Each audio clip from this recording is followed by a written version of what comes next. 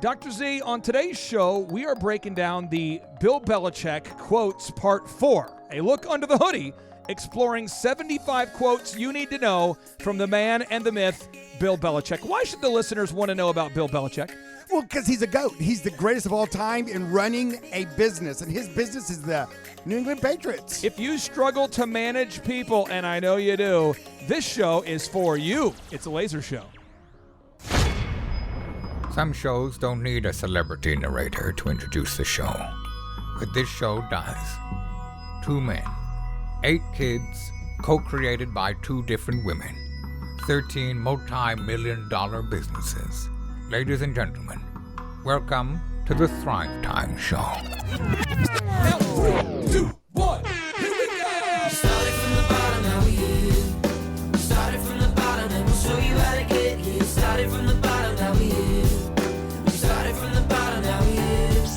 Started from the bottom, now we here. Yes, yes, yes, and yes. It is always ecstasy when Z is next to me. And on today's show, Z, we have two incredible guests to help us break down the Bill Belichick quotes. 2 incredible ones. We have Corey Minter, the founder of Trinity Employment Specialists.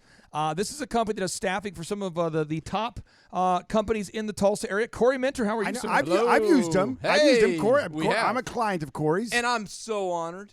Honored. And he did a great job. I'm telling you what, he went above and beyond and overboard to take care of me. That's what we do. Corey, I'm going to see if we can do something awesome. We have our camera guy here. Kendall's doing a great job filming. Kendall, can you try to film Corey while also adjusting his microphone height on the volume there? 'Cause I think I've got the height of the mic stand a little bit off there. See if you can adjust the mic stand while also filming him. Maybe you can't film. Maybe you're just going to. All the viewers are getting busy now. See what? How's that? How's that? That's beautiful. Okay, that's good. Is it beautiful? Okay, that's beautiful. Now, right. Josh, we also have Josh here with Living Water Irrigation. We were just talking today. This guy has grown his business from it's 6 times larger, I believe, total from the day we first met to now. That is correct. In 2 years. In 2 years. Corey, and I've got to say that I've also used Josh. There it and is. He's done a great job. I mean, he had an army of guys out, came on the weekend, they knocked out that project, and they did a fantastic job. So thank you, Josh. So I'm a client of both these guys. This is how business should work. You know why we made this show, Z? We made this show because there's no place on the planet, typically, where you could go to a local bar or a local restaurant where the only people you talk to are successful business people. There's usually one negative Nancy in every room who hates the business owner. Oh, yeah. All the time. Yes. I get it. I get it all the time. So this is a rare place where you can, we can enjoy the man cave. We can enjoy the Camp Clark and Chicken Palace. Smell of pinyon wood. Kendall, can you film the Lampoon Lagoon? Can you go out there and film that? Film the lagoon. Film the pinyon wood. Oh, and they it have smells cows so out good. there. This is a chickens. The chimenea. I hear chickens out there, Clay. There's a lot of great things to see and do out there. And I'm just saying we built this because there wasn't a place for entrepreneurs like you to fellowship with other entrepreneurs who are successful. You're always in a room where somebody is a hater. And I'll tell you why people hate. Why do they hate? Because they ain't. Oh, nice. Nice. People like to bitch when they're not rich. Oh. I have found this. It's a Ain't thing. Ain't a raid. I've seen this. What happens is people say, Dr. Z probably made his money by screwing people. Oh, yeah. Elephant in the room. They probably won the lottery. Elephant in the or room. They something. probably fire all the Yeah, best rich people. daddy. He got Bill, lucky. Bill Belichick's probably a jerk. He's the lucky. You wouldn't be talking about him if he was. I mean, think about this. Who is upset about the coaching staff of the Jaguars? I mean, how much controversy do we have about the things you need to know, the secrets, the dark secrets? Who coaches at the Jaguars? That's my point. Nobody knows who these people are. I mean, we don't hear Inside Edition. The things the Minnesota Twins management staff doesn't want you to know. Dun, dun, dun. Nobody cares because it's the Minnesota freaking Twins. They're not good. Last time they were good was, 87 and 91? I mean, I'm from Minnesota. It's how it is. So if you have a business right now and people aren't talking bad about you, you don't have a good business. Okay, whoa. Let's break that down. Yeah. What in the world do you mean by that? Well, okay, as an example, in the Tulsa, Oklahoma area, we had some wonderful ladies apply for jobs. A lot of them apply to work at Elephant in the Room 2 weeks ago. A lot, like at one time. And I'm going, wow. Santa? Because we turned down, we do 4,000 haircuts a month-ish. As we could look at Corey's hair. Oh, Corey I had just one got his today. haircut today. It's beautiful. You had a great time? Look at my hair, guys. I Oh, mean, it's it- it's I amazing. commented on it earlier. Great. Hey, and listen, the girl I had today, Clay, yeah. she was so good. Like, you know when you go to the haircut and you sometimes they don't fix your collar got right? it, You yeah, get yeah. hair all on your collar. They don't do Well, that hopefully they had an there. And, uplifting conversation with you. it was a great conversation. And then all this extra stuff they do is just great. Paraffin hand dip, the hot trout, it's the amazing.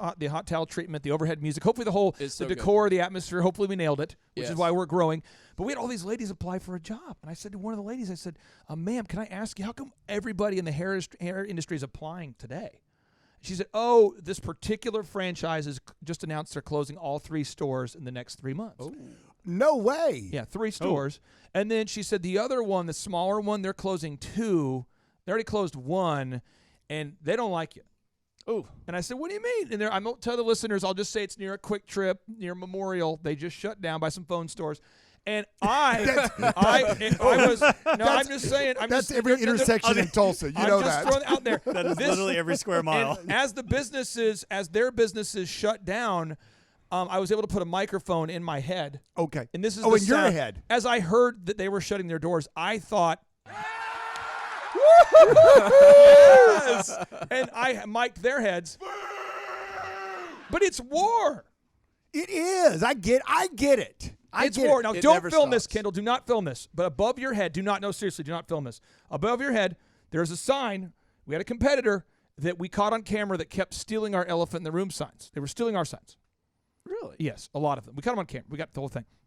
So I thought to myself, let's take the high road. Let's call the guy up and just ask him to stop taking the signs. He says, "I'm not going to stop taking your signs. What I'm going to do is it's a hair war." I mean, seriously, what he says, he goes, "I'm not going to stop doing it. You can't stop me. You cannot stop me. You cannot stop You me." don't do whatever it takes." And I'm like, all right. So I don't know where all of his signs are. One of them has ended up in our ceiling. There are hundreds of signs that apparently are disappearing every month now. But the signs now we don't need Sign wars. I love it. Those signs don't need to be taken anymore because apparently he's going out of business with one of his stores, and I feel bad for him. Oh man. I thought you said all Too 3. bad. Yeah, well, they're not closing all of them. There's a couple that have enough traffic there, but they're closing 3 of them. I mean, there's many in town. Wow. So I'm just saying though. But you've had optometrists that hate you because your $99 deal, your value proposition, where you make it affordable for families to actually have great eye care. Do you not have some optometrists that hate you? Oh, they do. And in fact, years ago, I can't exactly remember when. I think it was before I opened. I've been open now since 91, so 28 years. It was a fortnight. It was a fortnight. It's about 30 years ago. There's actually some legislation about professionals being able to advertise. Back in the day. Tell us the story. Back in the day, you might be able to Google this and get the exact date, but professionals were not allowed. It was thought to be unprofessional to advertise. CPAs, attorneys, Dentists, physicians, anyone who cared about their family could not advertise. anyone wasn't who professional. Anyone that lived in a tall white tower and looked down upon people and said, look, there's people. And you had to be closed on Fridays to be a professional Well, doctor. Families cannot get sick on Half day Fridays, if you're Saturdays, Sundays. half day if you're a froggy. If you could still work in the morning to get to the lake by the afternoon. You were allowed to have a business card with your name on it as long as the font wasn't crazy. And then someone said, hey, that's not right. And so it passed. So when I started advertising, there was not a lot of traction in the atmosphere as far as advertising goes. And I remember being sat down when I was a young man, and a couple of older optometrists in the region, is what I'll say, sat me down and said, son, what in God's name are you doing? And they actually, they queued up their soundtrack as they were talking to you. Okay. They were playing this in the background. This is the Communist National Anthem. Yes, we're all on the same team. There's one pie. You get your slice of pie, not too big, Are we watching Rocky not too IV right now? small. What are we doing? We all get the slice of pie. And you, young man, are trying to take 2 slices of pie. It's kind of it's like a Mussolini met the Communist It's Party kinda there. It was like kind of an that. It's kind of- Italian it's kind of a- communist. It was a beautiful It's a combo. combo deal. Maybe I should use the pizza instead of pie. I want to guess it ask could this be. because Pizza's a pie. we know there are people that are not a fan of ours because we've had some success. Josh with Living Water, have you Sure. ever had someone you've had to fire, hold accountable, they didn't like you, a competitor that didn't like you? Have you ever had somebody ever not like Living Water Irrigation or just not liking the name of Living Water, which is a Christian-owned company? I mean, have you had any pushback at all in your career? Has it all been just rainbows roses and rainbows yeah, and just and beautiful, just leprechauns. love her things. Yeah. So it's anytime that you go build a business, I think you have to have some level of competitive edge. I think that the market votes with its dollars, and There it winning is if you are busy. So I think you have to have some level of competitive desire.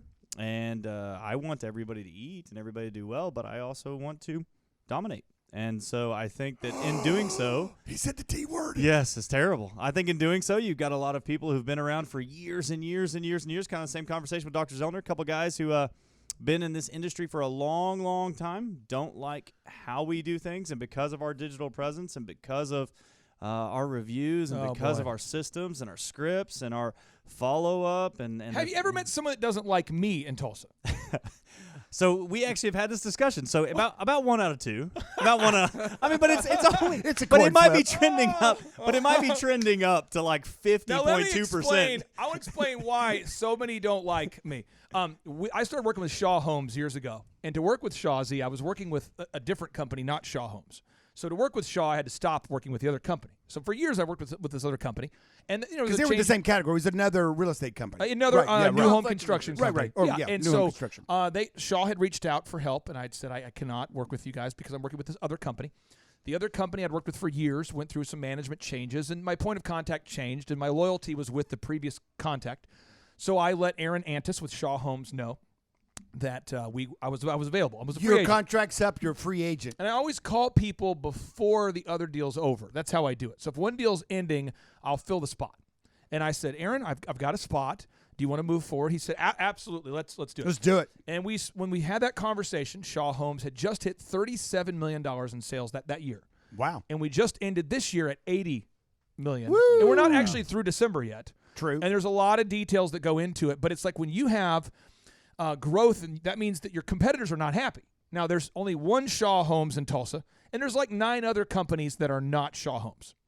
One of which is a gracious competitor. Hats off to Brian Wiggs, a custom home builder. He is a great guy. He has no hate that I'm working with his competitors because they're kind of Shaw is they do big neighborhoods where Wiggs does custom, one-off houses, that kind of thing. But outside of Mr. Wiggs and Mr. Shaw, in the home industry, most home builders in Tulsa don't like me. Now, this is extended to Oklahoma City because we are now growing there as well. And in the hair industry, if you own a hair business or you have someone who works for one, you probably don't like me. And then since we started doing the show together, I run into random people who know people who are optometrists. I'm a fan favorite. And it's kind of Z's rubbing off on you. And it's worked its way down from Highway 75 south. There was one optometrist in Glenpool who wanted help. I let this particular person say, I told them I'm not available. They were respectful. They just said, it's okay, I get it. Then we worked our way into South Tulsa. Another one reached out. I said, can't do it. Didn't go over well. That conversation didn't go well. I said, I can't do it.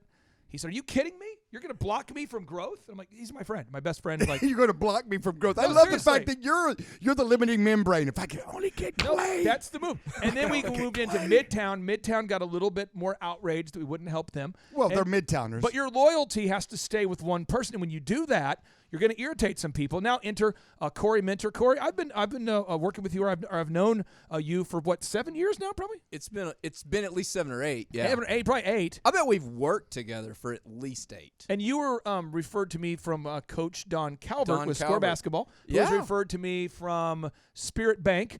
And I've had multiple of your competitors reach out, but we only work with Trinity Employment Specialists. And I've always appreciated that. So explain to listeners out there, have you ever found yourself being unliked by somebody because of what Trinity stands for? Has it ever happened? Clay, when we very first started 10 years ago, there was my very first employee has had a grudge against me in our industry. Oh, boy. You would not believe the things that I hear from other people that don't make any sense whatsoever.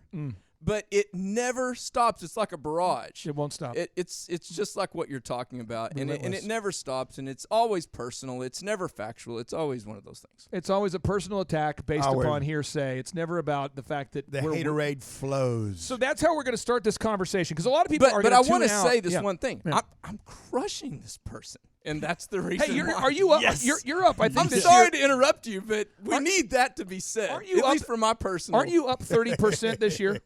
Did we say 30%? I think it's going to be a little bit above that. Actually, 31%? Awesome. or above. Yes, Awesome. Maybe over 32? I think so. I think it's going to be somewhere in the neighborhood between 30 and 35. Andrew, we But, got to I mean, update we've that still on the got wins. another Make sure you month. write that down. That's huge. So you might be at 40% when the year's over. That would be really nice. But listen, we've had a crushing year. I'm Oh, my so gosh. excited about this year. What kind of companies have you staffed for this year? I mean, because you are really, really doing it well. I mean, this is exciting. This is an 8-year conversation we've been having, and I love seeing people like you win. What kind of Well, growth are you having? Thanks for saying that. There's not too many medical facilities in the Tulsa area that we don't staff for. From hospitals, we only have one hospital that we don't staff for in Tulsa, but also in Oklahoma City, it's growing over there. But in the administrative and clerical division, Fortune 500 Give companies. me one company that we would know that we would go, oh, that's a big company. Oh, just maybe one. St. Francis Hospital. Oh, that's a big one. Woo! We've built their revenue cycle team. I mean, almost every level in that hospital we staff for, and it slowly growed because you did a good job. It's just like what you said. The market spends the dollars, and you either do a good job and they want to use There you it again, is. or you don't. So now, the reason why I want to start off the show that way is because Bill Belichick, a lot of times when people hear the name Bill Belichick, they immediately stop listening. They're like, Oh no, here we go again. I bet you this guy's from New England. No, I'm not. I bet he likes lobsters and I clam bet you're not chowder. freaking like lobsters. No, but see, people think that the reason, because a lot of people choose their sports teams, that's fine, based upon where you grew up. It's like, I'm from this area, therefore I like this team. I don't do it that way. I go based off of how the management of the team is. So I like the Spurs and I like the Patriots because of the way they're run. They're essentially run the same way. So we're going to read off some notable quotables. This is how it's going to work. I'm going to fire off the notable quotable. I'm going to have Z break down. Break down kind of what this means. And then I'm going to have Josh try to one-up him.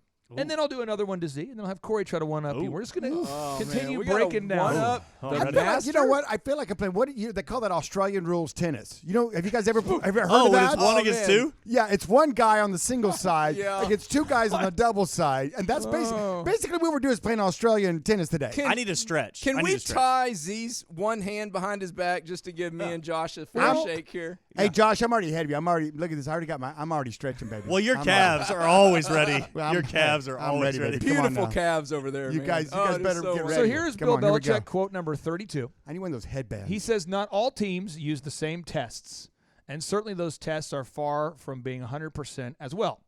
It's part of the process. AKA, the dude is secretive. He doesn't want you to know about how he evaluates talent. Z, why would he possibly want to be secretive about how he evaluates talent? Because he doesn't want anybody else using his techniques. He has success because I don't know a man out there coaching an NFL team.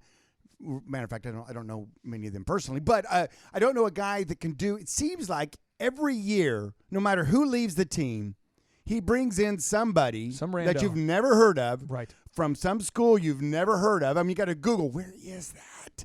And he plugs and plays. And they plug right in, and off they go. And when you own a business, that's one of the most intimidating things that can happen. And that's why having like Corey as a resource is so awesome. And that is when you lose key people, replacing them. It can be frustrating when they move off, they get pregnant, something happens. I mean, life happens. And they may be unhappy. They may get a better job. I mean, who knows? Right. But they give you that 2-week notice, or they give you the famous. Usually they're really nice before they quit, right? It's always Real nice. You've been the best boss ever, and then it's coming, What do you right? want? What do you want? They give you the thank you card, right? You go, oh no, you're leaving next week. I know. Yeah, it's over. So, but what happens is that being able to plug and play personnel is a superpower. It is a superpower. It is a superpower, and he can do it unlike anything you've ever seen. I mean, his coaches are gone, boom, plug and play. His players are gone, plug and play. And it's amazing. So whatever system he has of evaluating that, to judging that, the test, as you say, I can see why he would want to treasure that closely, because that's worth a lot. Josh, have you ever had a competitor, maybe you haven't, maybe you have, who they just want to maybe meet, do some networking, and they just want to know. Actually, just 2 weeks ago. And they'll call you and say, can we do some networking? Now, Yeah, you're a better guy than me. But if you would call me from the DJ business, back when I owned DJConnection.com, someone would call and say, well, would you want to network? I would say, my goal is to destroy you. No. So I seriously would I say wanted those words. to say precisely that. I would And- say those words and all the time. I told him that I would be willing to buy him out and he could come work with us. And how did that go over? It went over really well. I think really? it lasted about 3 more seconds till he hung up on me. Oh man! But He just asked me, hey, how have you done this, and this, and how are you doing this, and how are you doing that? He fired off like 10 questions before I could answer anything. And I said, hey, buddy, if you want to sit down and we could talk about, I could buy you out, maybe come work with us, then I'd be all about that. And about 3 seconds later, he hung up the phone. I had a And guy. I haven't talked to him since, and I've actually ran into him. Like, I've seen him at least twice Was that awkward? since Was then. that awkward? He did the about face, like, see you when I see Father you. Zellner, I would like to make a confession on the show here. Oh, give And me if some you- confessional this is- music. this I happened- bet you Yeah, got my get some board music. shut down as usual. Well, this is. so passive aggressive. I think it's on. Let's have Andrew come over there and fire up the machines. I feel like you're. Oh, there, I got it. Okay, try it again now. Try button. Well, you got yours going, so. Well, you want to try button just real quick? Just to see. You want to try button? Oh, I'm Oh, you're hitting the button. I'm on it. I'm on. You're No. hitting the button. Oh, you're on now. I'm on. You're I'm back. on, okay. baby. I'm okay. on. So here's my confession Okay. for you. Yes, my son. Listen. When I ran DJ Connections, the year was like 2004, and one of my competitors who he pretended to be a customer, but he definitely was a competitor, and it wasn't that clever, so I knew who he was. And the guys are going, dude, why are you meeting this guy at your house? Like, he's a competitor. I said, when he leaves, he'll be so confused and so convinced that everything that I say to him is true, that he will lose for 6 months or a year. But I have to meet him with, and it's an act. It's a game. And I must start the game. The game begins now. So Steven comes downstairs, and my wife and everyone's like, dude, why are you meeting with this guy? And he's downstairs, and he says, yeah, Clay, I wanted to, I know you probably looked into it. I know it's kind of awkward. I do it on a DJ company, but I want to hire the best for my wedding. So you don't want to hire your own team. No, I want my team to be able to attend to my wedding. I am getting married. Right. So And I wanna hire the best. I mean, you're the best. That's a move. You're I don't the want best. any of my team members having to work on my wedding day. That You've makes won the makes Wedding sense. Wire Awards and the Knot.com and the Modern Bride Award, and you've They actually give awards. they do, and you've won all of them, and I know it because again we're doing like Why is that funny? we're doing 40 weddings a year at this point, and he's doing like 4. So he goes, what are the secrets? And I said, you want to know the secrets? I said, yeah. So you got a notebook? He's like, yeah, I brought it. Can I get it out? I said, yeah. So he gets out his notebook, and I'm like, I want you to write this stuff down. It's powerful. Wait, are you going to give your deposit for your wedding first? Well, this is this is in cash. This is Contract. So we're doing this true story. And I said, so the first thing, you always want to charge as much money as possible As much. because customers are suckers. Which is the opposite, because I'm like you, where I try to charge the least amount possible. Maybe a value proposition. The hook, so the hook. I'm trying to make a no-brainer. So the DJ business, the way it was constructed at that time, was we would DJ your wedding, and at the end of the wedding, we would call you and ask you how happy you were with our services on a scale of 1 to 10, and based on how you rated us, that determined what you paid us. That's how it should work in about everything. For entertainment. I mean, so that's like, so I would quote a bride, hey, it's $600 for your wedding-ish, but it'll be $300 guaranteed. And then if you're happy, you pay the other $600. So we're not going to make any profit really unless we're wowing you, okay?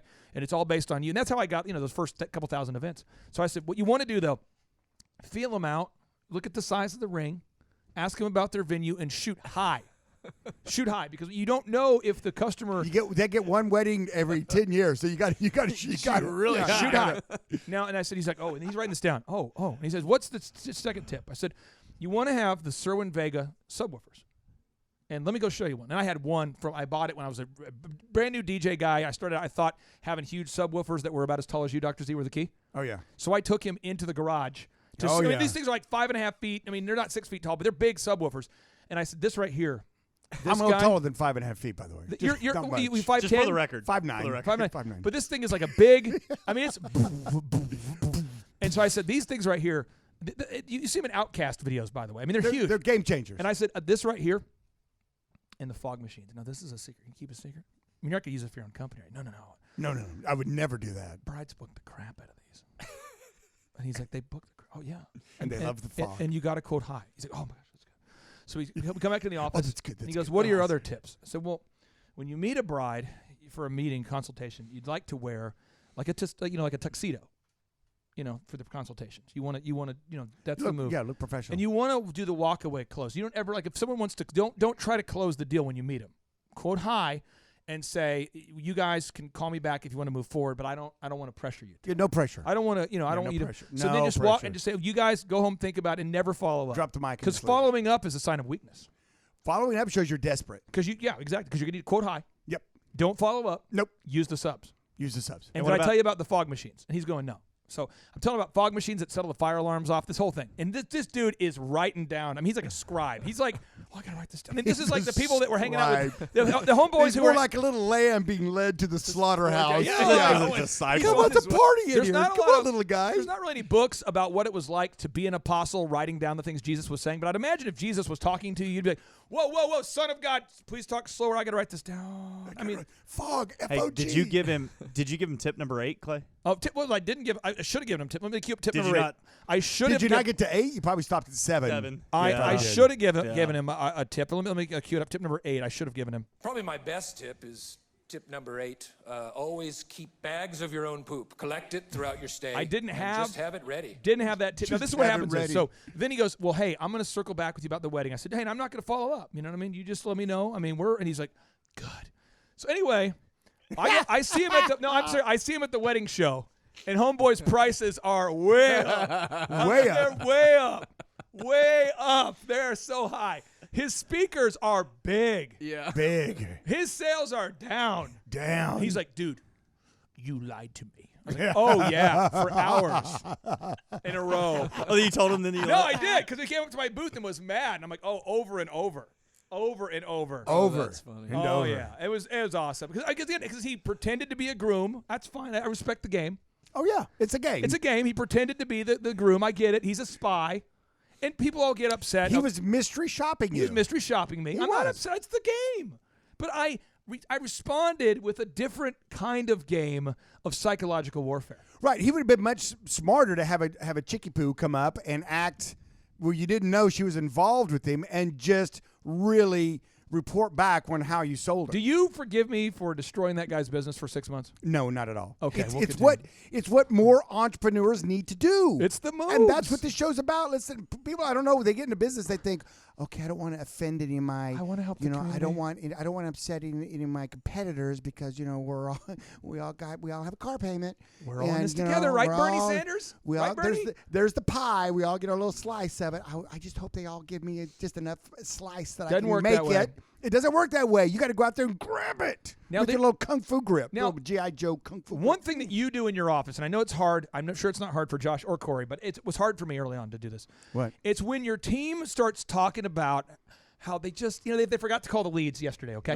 Well, They forgot to get had that thing. reviews on Tuesday, and they forgot to call the leads on Wednesday, and they forgot to do the Dream 100 on Thursday. And so now they say on Monday, the Monday meeting, they go, we just kind of lost our momentum.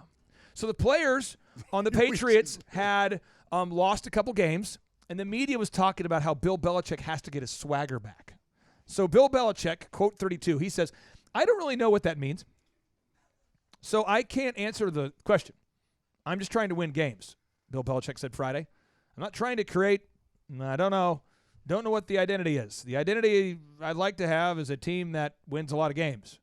We have some of that around here, so I'll take that rather than being known as the kind of team or that kind of team. I think if you're smart, tough football team that wins games, that's what you want to be. The rest of it, I don't know really what that means. I don't know what swag means. This is Bill Belichick. So, Z, talk to me. I see a lot of entrepreneurs who will say, Clay, you guys just have this momentum right now. Or they'll say to me, I talked to someone today, and if you're listening today, and I talked to you today, I care about you. We had this conversation. This is so powerful. They said, it just seems like it's so easy for people like Shaw to get reviews and Living Water. They're mentioning clients of ours, and it's so easy. But for me in my industry, it's hard because it's like people in my industry, when I email people and ask for a review, they don't do it. And I just feel like we don't have that momentum like you guys have up here. I mean, you have the momentum up here. I don't have the momentum. They're talking about our swag. Sure. Talk to me about your take on swag. As far as I'm concerned, anytime you put the Zorro logo on anything, the swag is back. Well, sure. I mean, when the branding, when people see them come out of the hallway, and it's not a hallway. When you're walking on the field, you're what is that you're coming down? The tunnel. The tunnel. The tunnel. Of course, Oh, it's a tunnel to the field. when they see those guys come on there and they see that logo on that helmet and they see the uniform. Lineup for your New England Patriots. There you go. I mean, the thing about it is, swag is only good if you've backed it up before. I mean, the idea that now that I could put my logo on something that gives it instant credibility didn't happen overnight. You know, it takes you a lifetime to build up your swag and about 10 minutes to lose it if you do the wrong thing. Oh, that's powerful. I mean, you know, you think about it, right? Right. Your reputation, your business reputation, your branding, you work and work and work and work and work to make it mean something, you know? And, I mean, Coca-Cola means something, right? And why? Yeah. Because all the money, all that they put into it. They keep hammering those ads. Right. And it wouldn't take too many moves for that logo, for that symbol, for that swag to be taken away in now with social media and when things go viral. I mean, it would not take long. I mean, it'd have to be something pretty horrific, and I don't wish that upon any business out there. But what I'm telling you is that when you do gain that swag, when you do gain that momentum, when you do have your business have that, it's very valuable, and that's what you're working for as a business owner. You want people to see that logo. They want to see that. They want to see what you've done, the branding, and go, that has value. And that's to why it. Trinity Employment now is getting, it seems like you're getting that exponential growth. We call this hockey stick growth. It's when the momentum, imagine this massive ball from Indiana Jones, that boulder, it starts running down the hill. It's hard to get that thing up the hill. But once you get the ball going, that momentum is impressive. Corey, talk to me about this, about when you started Trinity Employment out of your house, I believe. Yes. And you had kitchen table. You had no customers, and Not you had a one. phone. With I had the one phone. Yeah, with the dial. He had the dial app. You call it? It's an app where you could dial. Oh wow! Is it you could Was dial? it rotary or was it like you're young enough? Yours is push button. It wasn't rotary, but I called it dialing for dollars. Just So talk to me about what that felt like. You in the kitchen table, no swag, no momentum, no team, just you. Talk to me how you got through those hours of desperation. Was it fear? Was it ambition? Was it your wife saying, "Corey, we need money"? What was it? Yeah, it was probably all of those things. Listen, when I had to do this, I was in a position in my job where I was I wanted to be an entrepreneur, but I was kind of forced to be. Yeah, I hate to say that I probably built that company on fear, especially at the very beginning. But it was just like, oh dear God. And then, all right, this is the worst part though, Clay. I would go in there and I would finally get what we call a work order. Work order that's business. We'd get the work order, and then I finally place this person, and this person does something stupid, jacks it all up, and I'm like, Because you're a oh, staffing God. company. You Oh, staff God. somebody. They go in there, do a bad job. But listen, the diligence and persistence is what I just never, ever, ever stopped. And I did it with a steamrolling type of intensity. And I did that for long enough that you talked about the tipping point. Yeah, I tipped that point, and now business comes to us in a way that I never thought were possible. But a big part of it, Clay, seriously is due to what you taught me 8 years ago that I didn't even think was possible. And it was this. You're like, man, if you will just focus on this SEO, if you'll just focus on this SEO. And we did that, Clay. You would not believe how much business is coming to us now. But it was diligence, even with the SEO. The SEO wasn't easy. I tell you this, and then the reviews, they weren't easy. But I never stopped. Let me tell you something about Elephant in the Room that just happened and this year. SEO for someone's pulling into a truck stop right now. I go, what's he talking about? That's Search. search engine optimization. Yes. So when people search in Tulsa for a staffing agency, Am I going to come up top Boom. or am I going to come up bottom? And ask yourself this, if you're a business owner, what is it you click on? Like, you click on the top 3. That's the only thing really you're going to look at. You don't even scroll down. And so it was I was really going to page important. 7. I figured Well, let me- they need a break. Just go all the way I through. just go to Let page me 7. tell you about a moment that happened 5 months ago. And I need Andrew to briefly steal Corey's mic for a second. Andrew, you can prove that this thing happened. Andrew has worked with me first at Epic Photography, the company we started, and then he has joined us here, and now he does consulting. But Andrew is a great guy, and his wife manages 3 stores at Elephant in the Room. And Andrew, tell the listeners what your wife's name is and how long you two lovebirds have been married.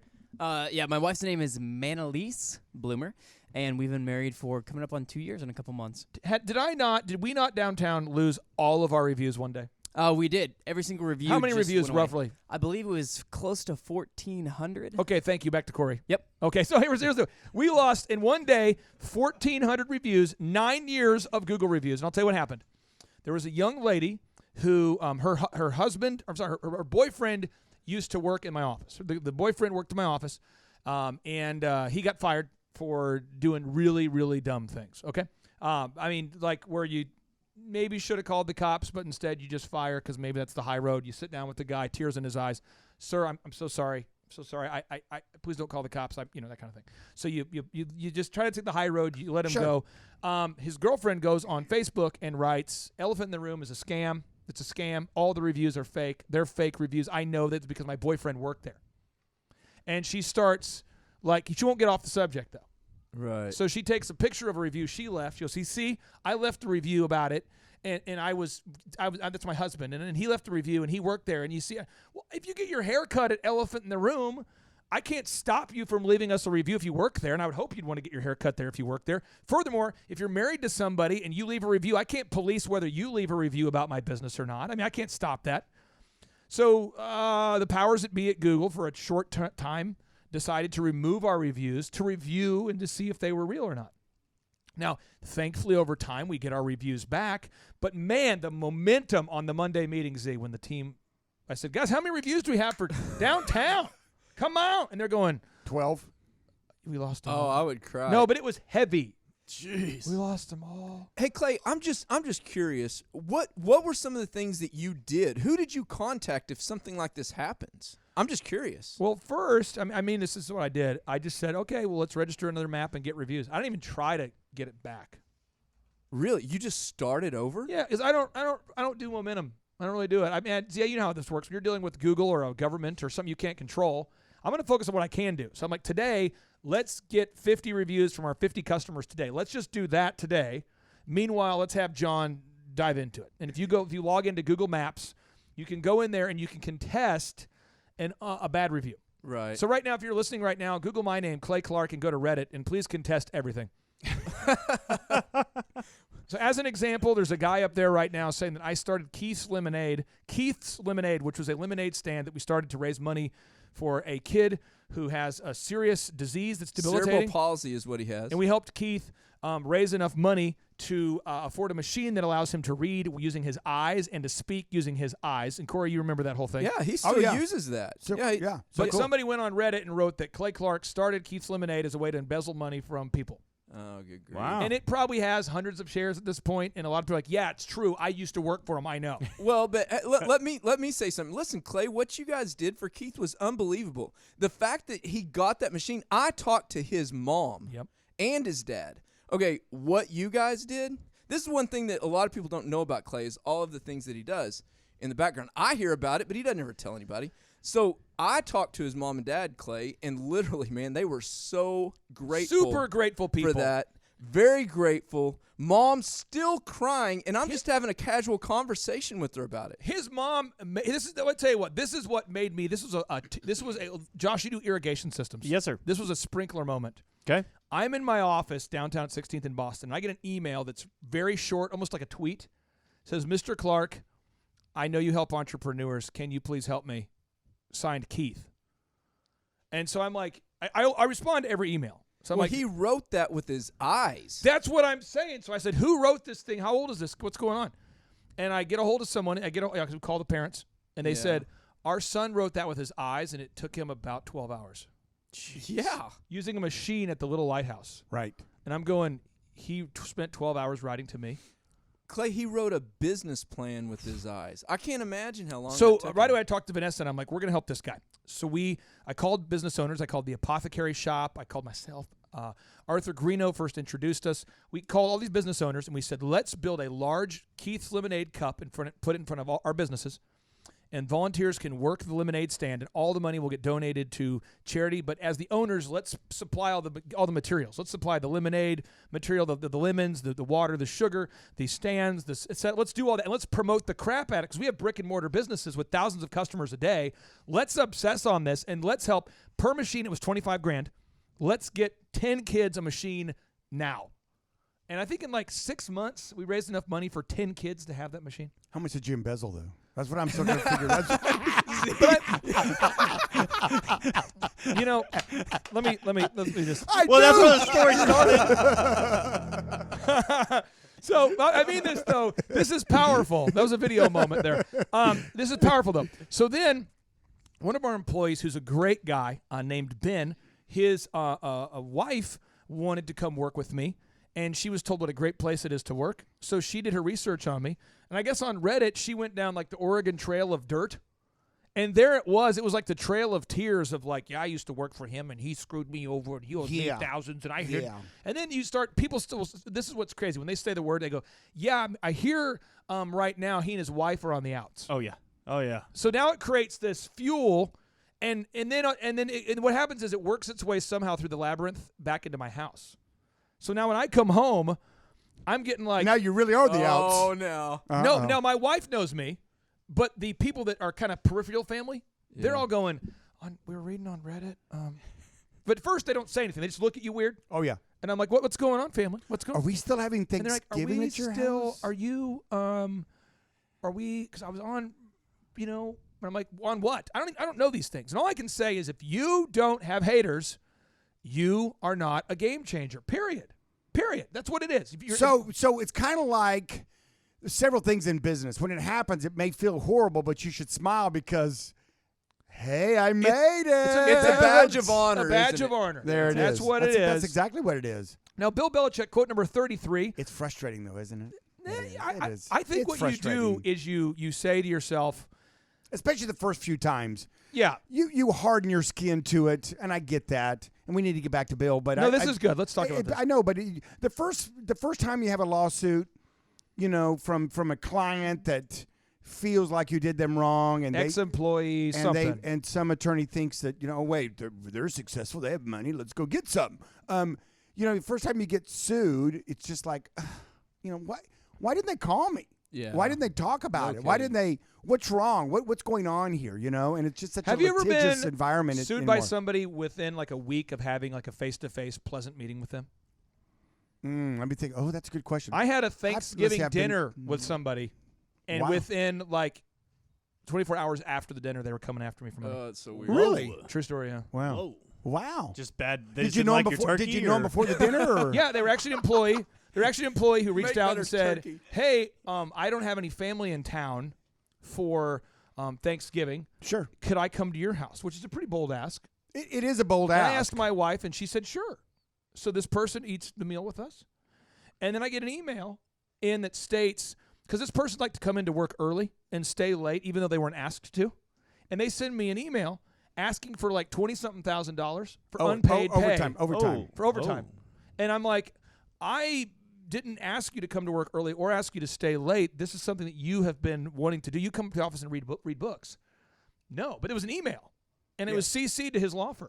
Oh yeah, that's the first. That's what I call the shakedown Yeah. letter. That always precedes the lawsuit. The day typically. after Thanksgiving. Yeah, that was my first lawsuit. I got Black it. Friday. I got it from someone. I had no clue. This person had left their job, and then all of a sudden, 4 months later, we get a letter saying, "Hey, by the way, we're suing you." We're like, There it is. There it yeah. is. You're That- like, what in the and world? the We need first- to talk about this because no one talks about this. But the first time you get sued, it is almost debilitating for a while. yeah, I mean, you're just that's really very true.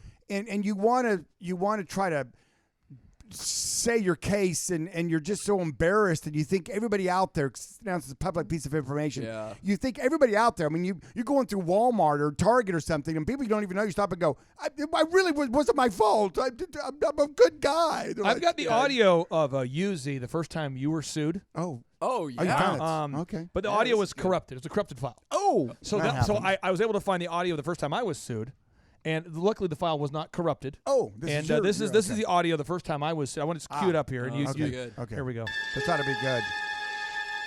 Looks like I picked the wrong week to quit sniffing glue. Looks like I picked the wrong week to quit smoking. Looks like I picked the wrong week to quit drinking. Looks like I picked the wrong week to quit amphetamines. Oh, so let's talk about Bill Belichick, quote number 33, in honor of Larry Bird, also from the Boston area. Oh, there we go. Bill Belichick Lobster. is the king of candor. Like, he just calls it how he sees it. He says, "The only thing I can cheer for in Philadelphia is the national anthem." Now, let's talk about this. Whenever you watch Mark Cuban on Shark Tank, whenever you watch Simon Cowell on what show was it back in the day? American Idol. American Idol. Yeah. Whenever you hear Dr. Zellner talk about business, the directness with which they speak is called truth. But the truth hurts if you don't want it to be true. Like, you have to be honest if you're going to be funny. So Bill Belichick was asked, Coach, what do you think about Philadelphia? And he says, the only thing I can cheer for in Philadelphia is the national anthem. Z, That's funny. When you're that kind of candor, though, honestly, Philadelphia is known for booing their own team more than the other team. I mean, They're the only stadium with a prison in it. Did you know that? yes, and they have a prison in the stadium because it is so likely you're going to get arrested for public intoxication. I mean, I had it's no crazy. idea. No, That's and they really actually funny. threw snowballs at Santa. Oh yeah, that's I mean, they're famous, crazy. yeah. So anyway, Oh, yeah. so he's saying what you're all thinking, and everyone's going, that's so true. But because he said it, we live in such a politically correct, over-filtered world, it seems mean. Talk to me about the balance of being filtered, guarded, and telling it how it is. Well, I remember the good old days when the saying was, sticks and stones can break your bones, but words will never hurt you. And now it's almost just the opposite, right? And it's amazing how many people get offended and get hurt by what they're hearing somebody say. It may not even be directed at them. They're just like, oh my gosh, can you imagine that?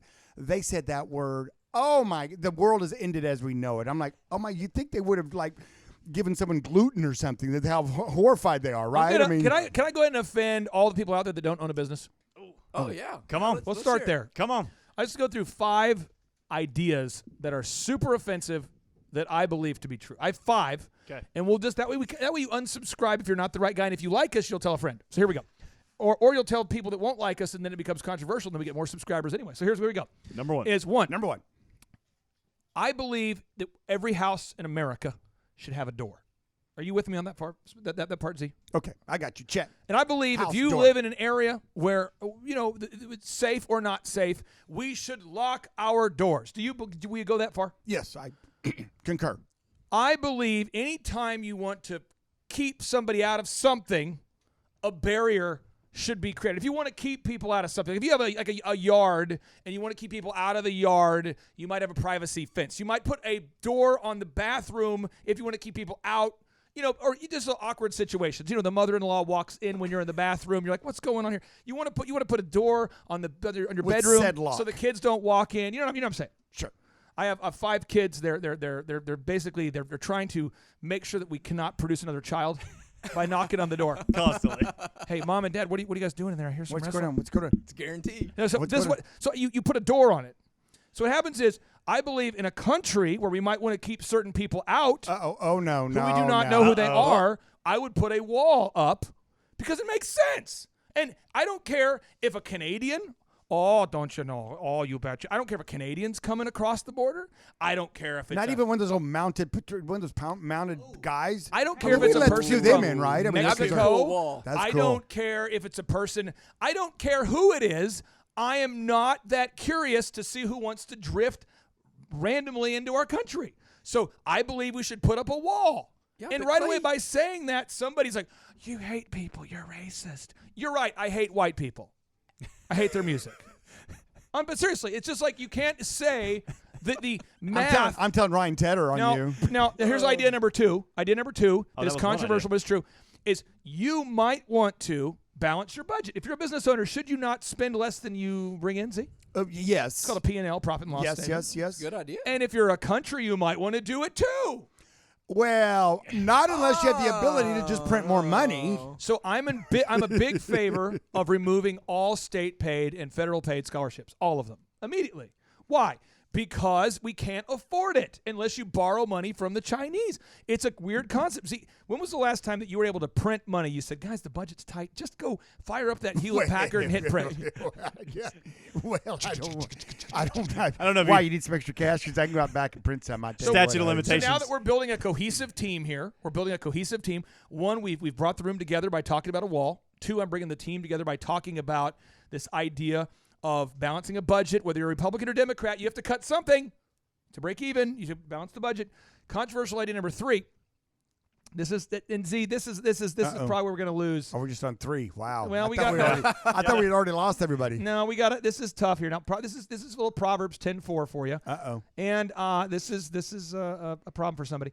The Bible, Proverbs 10:4, Proverbs, the book in favor of action, Proverbs, says, lazy hands make for poverty. What? But diligent hands bring wealth. I believe that when you don't work 80 hours a week while trying to start your business, you deserve poverty. I believe that. Preach that. You deserve poverty if you won't work 80 hours a week while starting. It is a necessity. Yeah. I've interviewed billionaires on the show, millionaires. I have never interviewed a single one of them who said, well, I used to get there right at 9. I'd have coffee till 9:15. And then at 12, I would go on break for an hour. And then I'd come back and I would stand at my ergonomic desk and I left just on time so I had life balance. You want to have life balance? I call it wallet imbalance. You have no money in it. Another controversial idea, why I'm on fire. I believe that you are going to have to skip a birthday, a wedding, Christmas Eve, Thanksgiving, all of these holidays in order to make your business successful if you need to. And if you don't need to, you don't need to. But see, you see these entrepreneurs who are going, I want to be self-employed, I want to be successful, but I want to take the day off before July 4th. You know what I mean? I haven't made it yet, but I want to get ready for the weekend. And I want to take the 4th off. And I got to take the 5th off because I'm already out of town. And then the whole week of Christmas, there's not a lot going on. And they want to act. See, you've seen this. Oh, yeah. You worked 7 days a week, did you not? Oh, absolutely, for the first couple of years. Yeah, I had an acquaintance open up a men's clothing store. Wanted to be open 6 days a week. I talked to him. That's a good idea. And he said, man, it's hard to find good people to work on Saturdays. They're either stealing from me or they're not showing up. And I said, well, dude, you just got to get there and work on Saturdays. Oh, no. Can't do that. That's a leg day. That's leg day, baby. Yeah, Come baby. on now. Out there skiing on the lake. Got my Sea-Doo. Now, I have made a list of all the days right now in the American calendar. The average person takes 104 days off a year. In the Boom Book. I will read them off to you, please. Here we go. The day before New Year's Eve. New Year's Day. The day after New Year's Day. The day before Martin Luther King Jr. Day. Martin Luther King Jr. This doesn't count weekends, right? The day after this also we have weekends in addition to this. Okay. We've got the day after Martin Luther King Day. We've got the day before President's Day, the day after President's Day, the Thursday before Good Friday, the Saturday before Easter and Easter, the day after Easter, the day before Memorial Day, the day after Memorial Day, the day after Independence Day, the day after Independence Day, the day before Labor Day, the day after Labor Day. You know how I celebrate Labor Day? I work. Are these government? The day before employees? Columbus Day, the day after Columbus Day. You're not celebrating Columbus. Are you kidding me? Now, Veterans Day, the day after Veterans Day, the Monday of the week of Thanksgiving, the Tuesday of the week of Thanksgiving, the Wednesday of the week of Thanksgiving. Yeah. Thanksgiving. Corey, we met this week on what day? Thanksgiving morning. I think we did. At Black Friday. 5:30 or 6 in the morning. morning. There we did. Yeah. Then we did the day before Christmas Eve, Christmas Day, the day after Christmas, my kid's birthday. You take off for your kid's birthday? That's why you have a job and you don't own a business. What are you doing? I take off for my birthday. Don't take off for your birthday until you've earned the right to. Clay, do you know how much crap I took from my family? They're like, you what? I'm not going to talk about your family. I'm not talking about your family. I'm going to talk about my family for a second. My wife gets it, but we started the businesses together. But the extended family, they don't get it. That's why they want my money. You won't get it. That's why you want my money. So understand this idea. If you want to be successful, got to put in the work. See, you worked 7 days a week, did you not? That's all I could. I mean, you guys have met Charles Kolaw at the conference, Kolaw Fitness. Yep. Is he not jacked? He's jacked. Guess what? He works out every day. Homeboy only eats chicken and vegetables. He seriously only eats meat and vegetables. That's why he's jacked. I thought he was Charles. But I want to eat like fat-free ice cream. Get out of here. I mean, Corey, you quit eating sugar. You've lost. Look at you. Look at Corey. You're a beautiful man. Look at Corey. Look how I know. I comment when he came in. I mean, he's been hitting the gym. I mean, but seriously though, have you not had to cut out sugar? I had to cut all sugar. I don't need any more anymore. But there's people out there that don't want to cut sugar, but want to win a fitness competition, or you want to grow a successful company, but you don't want to work on the. All right, trade-offs. I've told people, they like, what would you do? And I said, well, I just quit eating sugar altogether. And do you know how many people have quit eating sugar that I've told that to? I don't know of one. People want. I'm just saying though, you can't sit there and say, this is what makes me crazy. You cannot. Whoa. Time out. You're on a rant right now. We don't want to steal the dream because we want to celebrate success. Yes. We don't ever want to talk about the hard work, the not eating sugar, the working out, the showing up to work, the skipping some holidays. We don't want to talk about the hard work it takes to get there. That's not sexy, Clay. You can't build a radio show around that. This is wait, that's what we're doing. Let me share this with the listeners. never gonna go well. I have some hard facts for our think listeners. that's what we're doing. Everybody, please look this up. The Census Bureau says right now we have 327 to 330 million people in our great country. 16 million of which become self-employed or want to be. 16 million per year, check the box. 96% of which fail. Wow. 96%. Corey, you wrote an article in the Tulsa World about this. Yeah. 96%. Josh, why do you think that 96% of the people out there who are willing to borrow money from their friends and family, willing to get a bank loan, max out credit cards, get an LLC, make a logo, why do 96% of business owners fail, in your mind? Number one, the unwillingness or desire to work.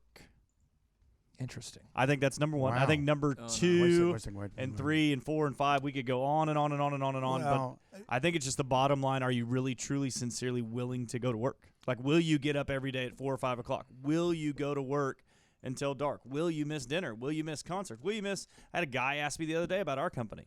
And I told him we went and bought a van. And I borrowed the money from my mother. And we bought a van, and I worked every day for 18 months. Now, I went to church, but I worked on the business Sundays after church, worked 6 days a week, minimum of 12 hours a day, because they see the things now. Everybody, because it's beautiful now. It's wonderful. Got a gorgeous home, got a great wife, got stuff. I play golf. I love life, blah, blah, blah. But whatever. you put in the work. But people don't want to look at the day-to-day. Are you don't. willing They to wanna- get up and go to work? They want to sleep till noon. And they want to talk about the idea. I got this new idea. And they want to take 8 days off for Thanksgiving. And so let's talk about this. Another controversial, maybe a bonus idea, then we'll move on. Okay. This is bonus idea number 6, which is Okay. good because it ties into my work philosophy. I went to a Church on the Move sermon one time.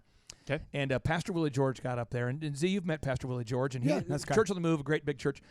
He's talking about the 6th day principle. Yeah. He says diligence I remember that. is the consistent application of effort. And he's quoting some stuff. Genesis and Exodus. Now, the way I go to church is maybe different than some people.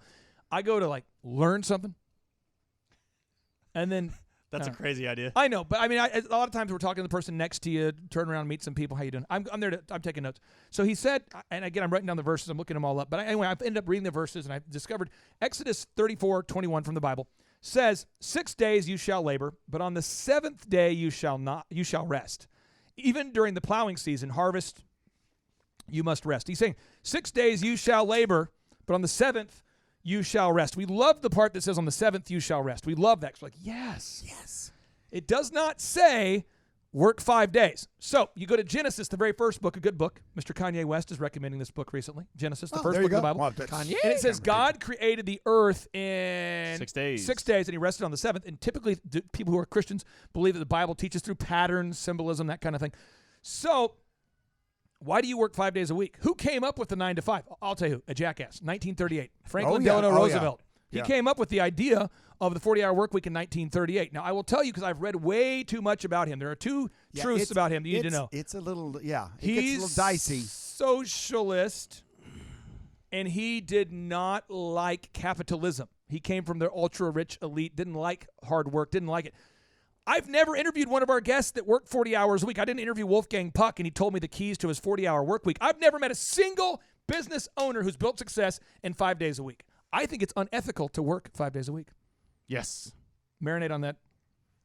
Wow, I think bonus it's 6 coming at unethical. you. If you want fruit and you're not willing to work 6 days, I got a problem with that. Also, if you read the Hebrew language, if you look that up, we had Rabbi Lapin on the show, Daniel Rabbi Lapin. He broke down the Hebrew as he's a Jewish faith. They believe in the Old Testament. In the Old Testament, the word work means worship. Yeah. And so he says the word work means worship. He says praise and worship isn't a thing you do on Sundays. It's what you do every day.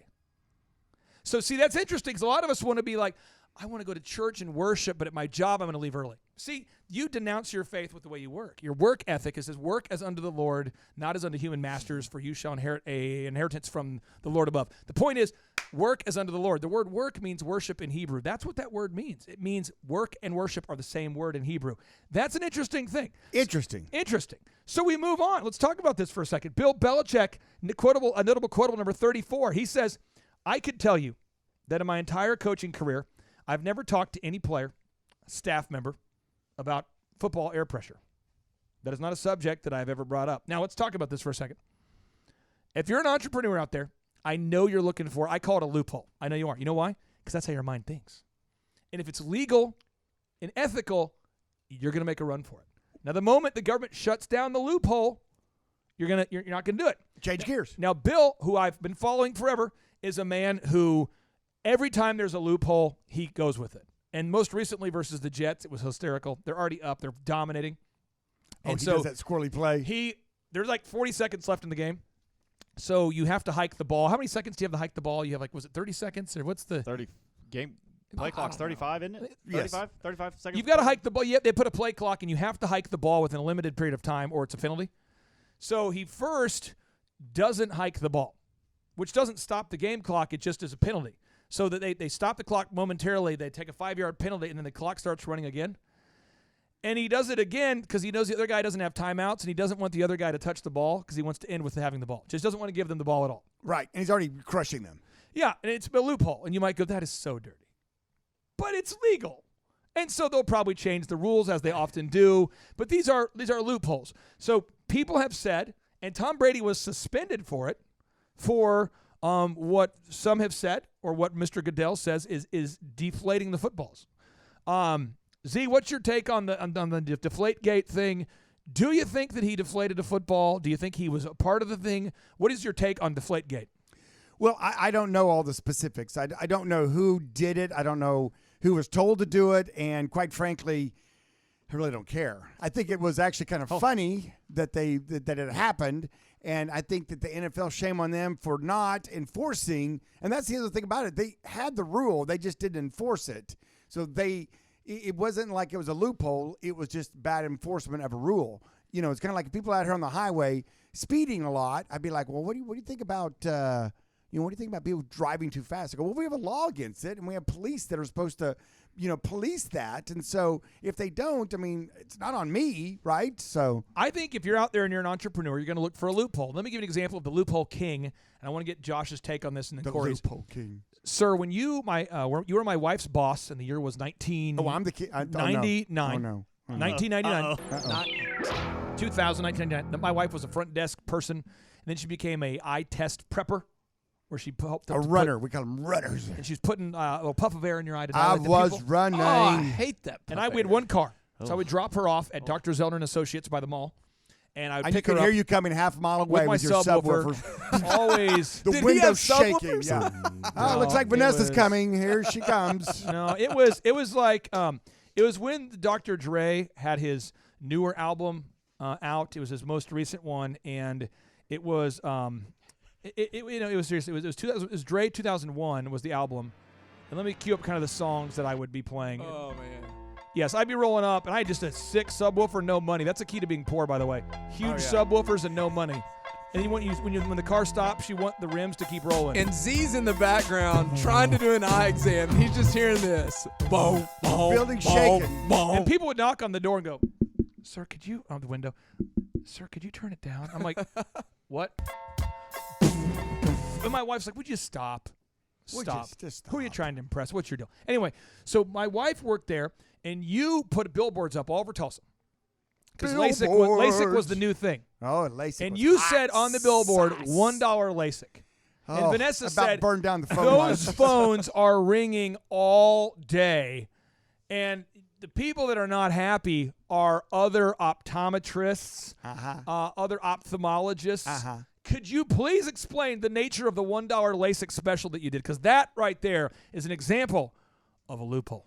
Of a loophole. It's a beautiful loophole. It was kind of fun. I mean, I think AT&T I was in trouble with them for burning down phone lines. I mean, it was like unbelievable. My surgeons would like come to me and said,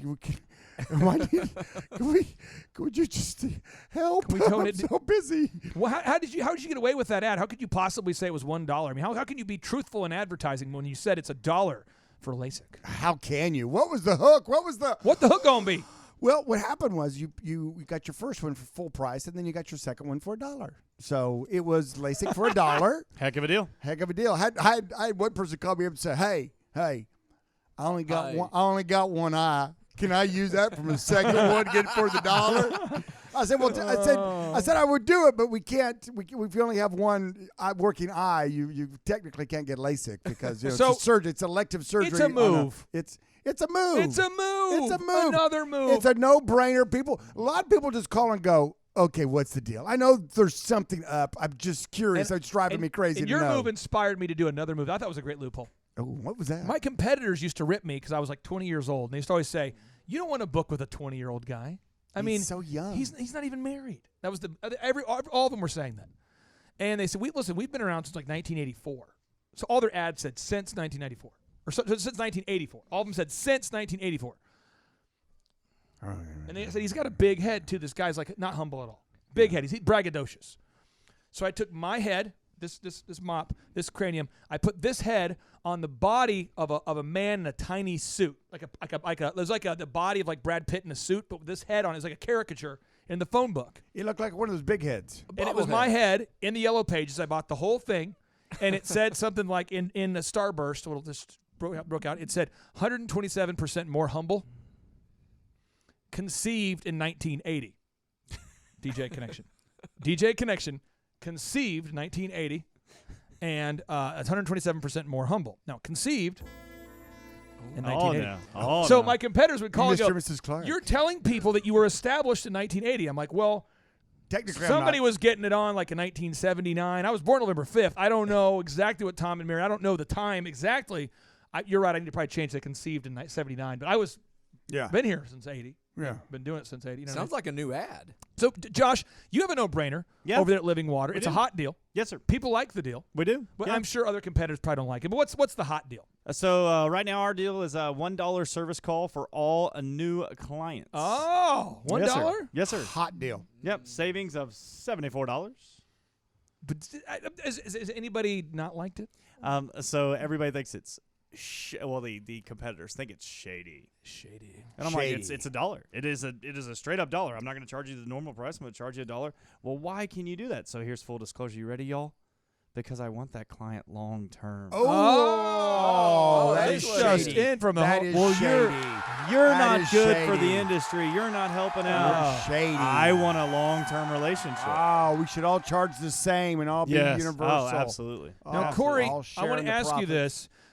At Trinity Employment, where did the name come from? The name Trinity Employment Specialist. Where did the name come from? From the Father, Son, and the Holy Spirit. The Trinity. Yes. I've only had, I think, 2 people since I've been working with you criticize that I know. Controversial. Oh, I've been criticized for But they're it like- quite a bit. What do they say? Why does he Well, just put Jesus on the side? I got an email literally the other day from, I probably lost, I don't know how many, maybe close to $1 million worth of business, I think. And it was because they'd worked with one of our employees that we had. They wanted to come back and start working with them in our company, but when they found out that we were a Christian company, they said, "I'm sorry, but we can't work with a Christian company." Because they asked me that question. And a long time ago, when I started the company, I told you I built it on fear. And somebody asked me, and they said, "Well, what's the Trinity for?" And I kind of just hosed out on it, and it really bothered me a lot.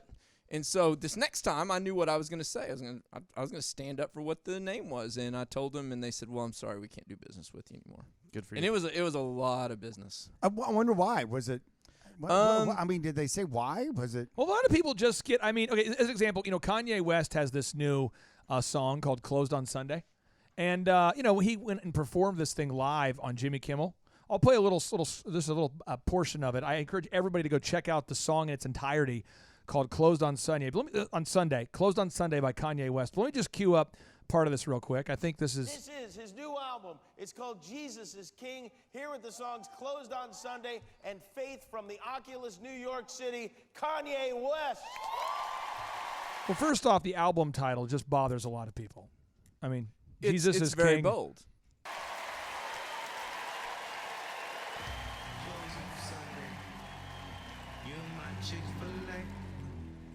on Sunday. You're my Chick-fil-A. Z, why would anybody in Hollywood right now have a problem with something being closed on Sunday called Chick-fil-A? I don't know. Maybe they want a chicken sandwich on a Sunday, and they're upset. I mean, why would I'm just saying? I pulled in more than once on a Sunday. More than once. Oh, yeah, I'm they're just closed. saying, if you're out there and you're not a Christian, you have a restaurant that specializes in being open on Sunday, I wouldn't be outraged. I just wouldn't maybe go there, or maybe I would go there. I don't know. To be honest with you guys, I'm being direct with you. I have gone to get something to eat on a Sunday before. This just in. You mean some restaurants are open on the Sabbath? Well, it's not whether they're closed on Sunday. It's exactly what Corey was saying, and that is it's the deeper meaning. It's that offends them for whatever reason. Yeah. They don't want that. It's okay for a lot of people out there. We almost celebrate diversity in the sense that people out there want to celebrate how they're different than me. And that's okay. They want to celebrate. They want to put it in my face. They want to get a parade. They want to make it a big deal. And yet a business, what's kind of a double standard, isn't it? And then a business says, hey, we're not going to be open on Sundays because we want all of our employees to go to church. They don't have to, but we would like for them to. And it's just part of our culture. We're Christians. We don't want to work on Sunday. And so, the idea that should offend someone or someone is, get all hurt about it, that's on them. It's not on Chick-fil-A for sure. Well, you had asked the question. You said, "Hey, well, why?" Well, what did they? How did they? I wanted to answer that. Please do. Yeah. So they said they went to. I do a free luncheon. So I do. It's called Chick-fil-A. Yeah, I should bring on Chick-fil-A. Sorry, but I do a luncheon for the leaders. And so we bring in HR specialists and we just educate them. And right before it's not really extravagant in any way, but. I said a prayer right before. Oh, our come lunch, on, that's brutal. And so, her perception was that we were going to create a type of environment, and they have a diverse workforce, and she thought that we were imposing ourselves on them. And really, what I came down to is she really wasn't rejecting Trinity; she was just rejecting Jesus, and. I have to be okay with that. And not only that, we sent her a Christmas gift. Just fruitcake, or would you send her? Was it fruitcake? Did you call it a holiday gift? Was it fruitcake? Change the name was to it holidays. Holiday gift. There's a holiday fruitcake. Holiday gift. Oh boy. Okay, so let's talk about this And for a a second. Christmas card. We've got a few more notable quotables. You mean a season's greeting card? Right. Hey, can I go back to that last quotable? Yes, real Winter quick? Wonderland. Yep. So I just wanted to circle back to the only thing I like in Philadelphia, the only thing I cheer for in Philadelphia is the national anthem. So that brutal honesty. I think there's some freedom for some entrepreneurs out there or a listener out there. You don't have to go to dinner with that networking group. You don't have to show up for that thing. You don't have to go put your time into this. And I'm even going to go a little deeper for some Christian business owners out there. It's okay to make a profit. And it's okay to function make and be a profit like a religious leader. It's okay to make a religious leader. No, not with the PH, profit? with the F. Oh, okay. So Thank you for clarifying. PROFIT. Oh, they dropping F-bombs. Okay, now we got it. Okay. But that brutal There we honesty that you need is that, hey, being a good steward and taking advantage of the tools and the skills and the abilities that God has given you is being a good steward of those things and doing what God has called you to do and living out your function. But also, for the secular and other people out there, you don't have to go to the networking event. You don't have to go meet your second cousin's nephew over here because your family wants you to. Just the freedom in being honest and saying, nope, not going to go. And don't give some nonsensical story, but hey, can you make it the third Thursday to the 4th Avenue Christian business owners of Tulsa and the greater Broken Arrow area? No, thank you. Just because you've had success doesn't mean that you have to be a slave to public speaking gigs. I just want to throw that out there. You don't have to be a slave to. I just took a lot of heat this week. I really wanted me to speak, and I was very nice. He texted me, asked me to speak. I called him and tried to tell him no, but he didn't answer the phone. So I sent him a text. I appreciate you, but it won't work at this time. He responded back, you don't even know what day it is. That's fair. So I tried calling him back. It goes to voicemail. So I responded, it doesn't matter what day it is. I'm just not going to speak outside of my building, again. And he just was, then he texts back, you're withholding a service that the Tulsans could benefit from. But he won't answer his phone, Z. Doesn't that make you crazy when someone won't answer the phone and they text?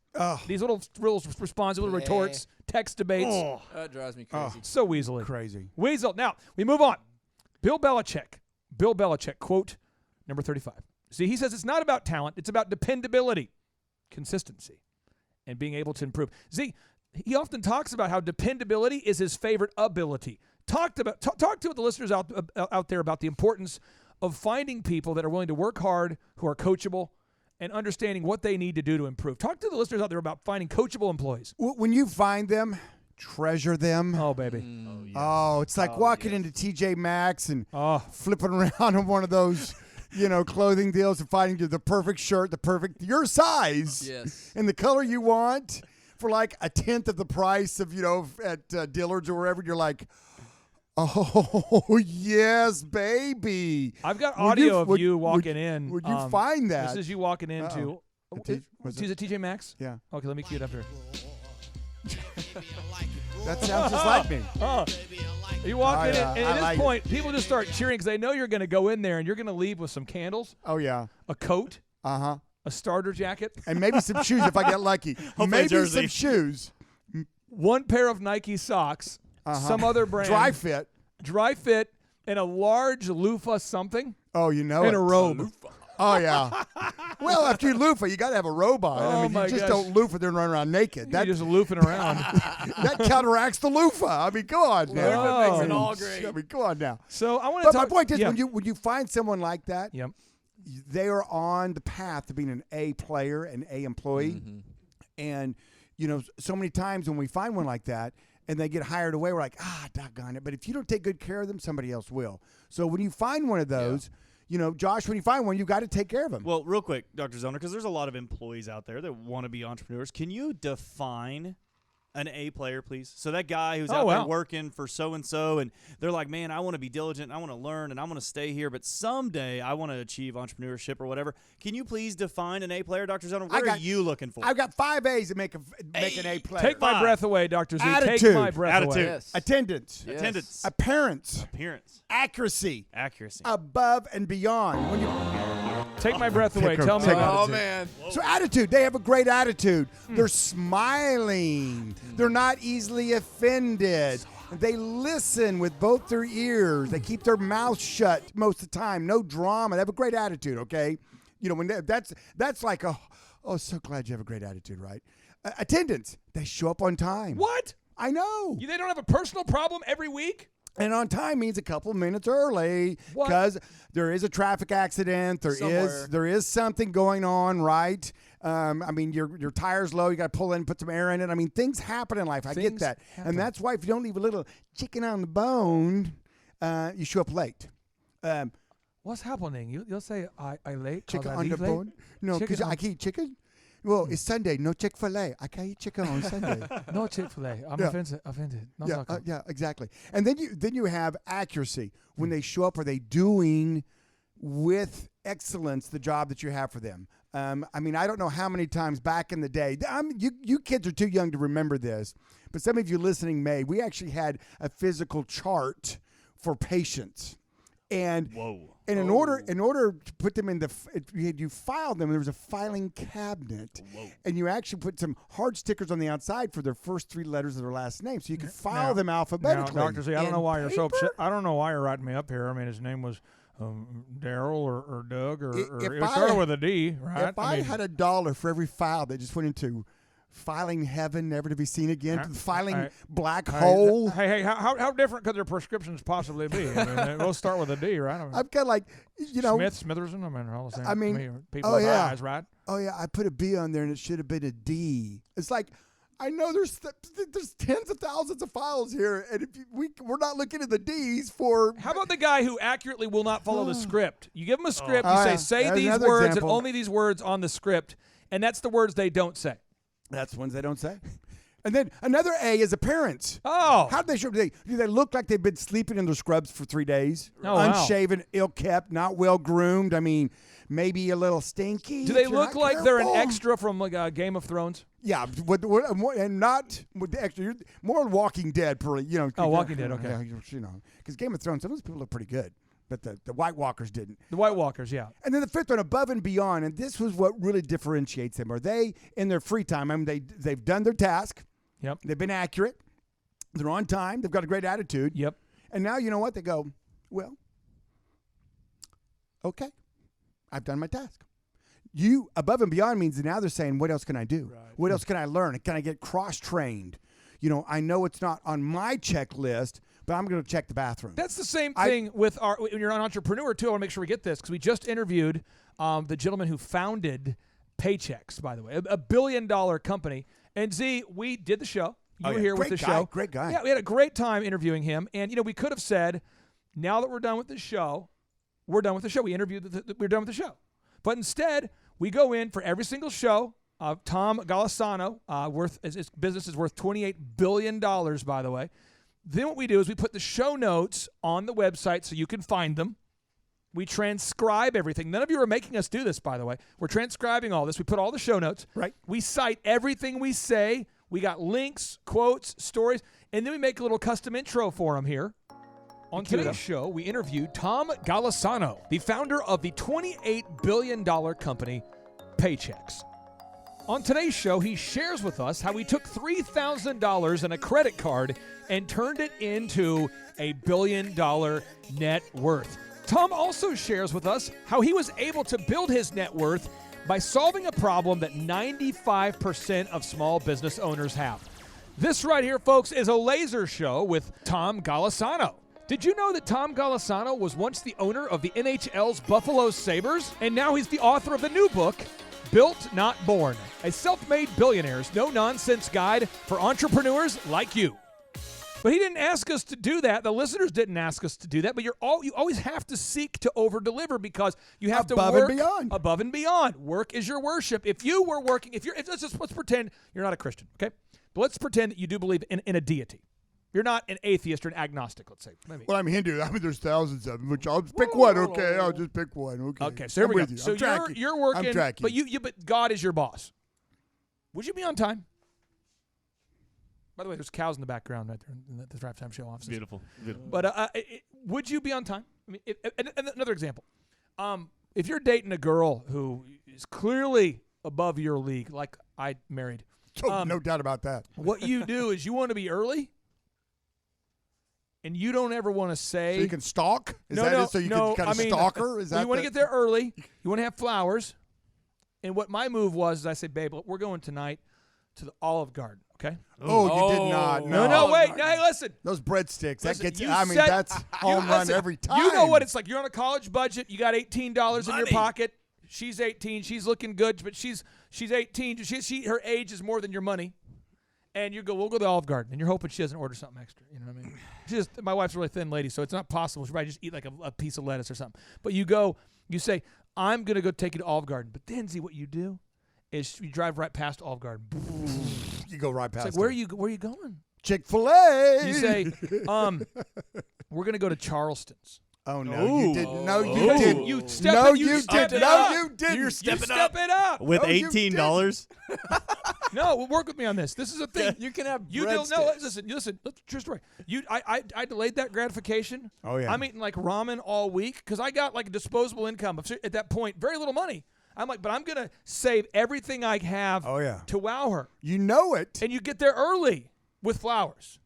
And you dress sharp and you do all the things because you're trying to wow.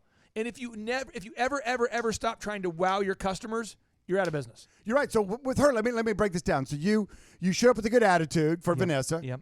Your appearance was high and tight. Yep. You went above and beyond with the flowers and upgrading the dinner place. Yep.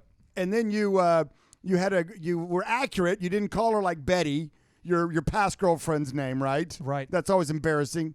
So Betty, what do you? Man. What do you? Where you want to go eat? Well, and then what you want to do is you want to have some good jams on that are subliminal jams. By the way, this isn't just love tips at this point. Was this plus subwoofer in this state? No, this is So you want to play a song like this? This is a great song here. These guys are from Minneapolis. And so you like music. You crank up those jams. Oh yeah, you crank them up. What you're doing is you get those jams cranked up. Setting the atmosphere right there. And you're driving. That's called setting the atmosphere right there. Oh, Come on now. And you're grooving. Come on now. You've been cleaned your car for the first time for the year. Ever. And put a new little tree in there. You change out the little tree, because it's been years since that's been done. Oh, we're happy now. Oh, here we go. We're happy now. Oh yeah. You checking those flowers you brought. Oh yeah. It's beautiful. It's a beautiful thing. Beautiful flower. You know what you do? Checking your smell of your breath real quick. little quick. And then what you want to do is you want to do all the things you need to do. Like you want to do the 70-30 rule of conversational generosity. You want to ask her about her day, about her family, her goals, her recreation, her enjoyment. What she do? FORE, family, occupation, recreation, enjoyment. You want to make sure she's talking 70% of the time, because if you want to be interesting, you need to become interested in the other person. Oh, come on. Now you're just preaching good stuff. And now right what there. happens is now there's a conversation going on, and she asks you about yourself. You answer, but you swat it back in a nice way. You throw softballs. Oh, so she can softballs smash all it. night long. And you just keep doing and this. you know what happens when you do all that? Well, then you're 5 babies happen. You're hoping for date 2, And I actually tried to, you go in for the first kiss. See, that's a move, Did you do it the first date? Did we do it on the first date? No. I went How many in dates did you last? Probably 5 months ago, 4 months. Really? Yeah, and I got rejected. Whoa. Rejected. Well, how That's often were you patience. Over. How often were you dating though? Were you going once a week?